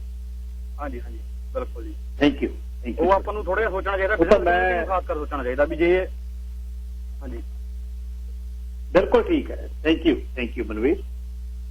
ਮੈਂ ਤਾਂ ਉਹ ਗੱਲ ਜਿਹੜੀ ਕੋਸ਼ਿਸ਼ ਮੈਂ ਇਹ ਕਰਨ ਦੀ ਨਿੱਜੀ ਘਟਨਾਵਾਂ ਮੈਂ ਉਹ ਦੱਸਣੀਆਂ ਚਾਹੁੰਦਾ ਵੀ ਕਿੰਨਾ ਸਬਰ ਲੋਕਾਂ ਨੂੰ ਰੱਬ ਨੇ ਦਿੱਤਾ ਹੈ, ਜਿਹਨੂੰ ਪਤਾ ਵੀ ਹੁਣ ਗਾਂ ਕਿਹੜਾ ਉਹਨਾਂ ਦਾ ਕੋਈ ਕਿਚਨ ਸਪਾਈਸੀ ਕਿਚਨ 'ਚ ਤੜਕਾ ਲੱਗਦਾ, ਉਹਨੂੰ ਪਤਾ ਵੀ ਅਗਲੇ ਤੇ ਕੱਲ ਨੂੰ ਤਾਂ ਇਹਨਾਂ ਨੇ ਆਉਣਾ ਨਹੀਂ, ਅਗਲਾ ਕਹਿੰਦਾ ਲੈ ਲਓ ਬੈਗ 'ਚ ਪਾ ਲਓ, ਉਹਦੀ ਲੰਘ ਜਾਂਦੇ ਆ। ਕਈਆਂ ਨੂੰ ਕਹੇ ਵੀ ਖਾ ਲਓ, ਉਹ ਕਹਿੰਦਾ ਨਾ ਮੈਂ ਖਾ ਲਿਆ, ਹੁਣ ਆਈ ਡੋਂਟ ਨੀਡ, ਇੱਕ ਹੋਰ ਲੈ ਜਾਓ ਕਹਿੰਦਾ।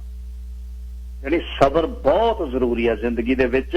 ਇਹ ਪੈਸੇ ਧੇਲੇ ਜਿਹੜੇ ਲਏ ਨੇ, ਕਮਾਏ ਨੇ, ਇਹਨਾਂ ਦਾ ਆਨੰਦ ਲੈਣਾ ਵੀ ਬਹੁਤ ਜ਼ਰੂਰੀ, ਔਰ ਇਹਦਾ ਆਨੰਦ ਤਾਂ ਹੀ ਤੁਸੀਂ ਲੈ ਸਕਦੇ ਜਦ ਕੰਟਰੋਲਿੰਗ ਛੱਡੋਗੇ।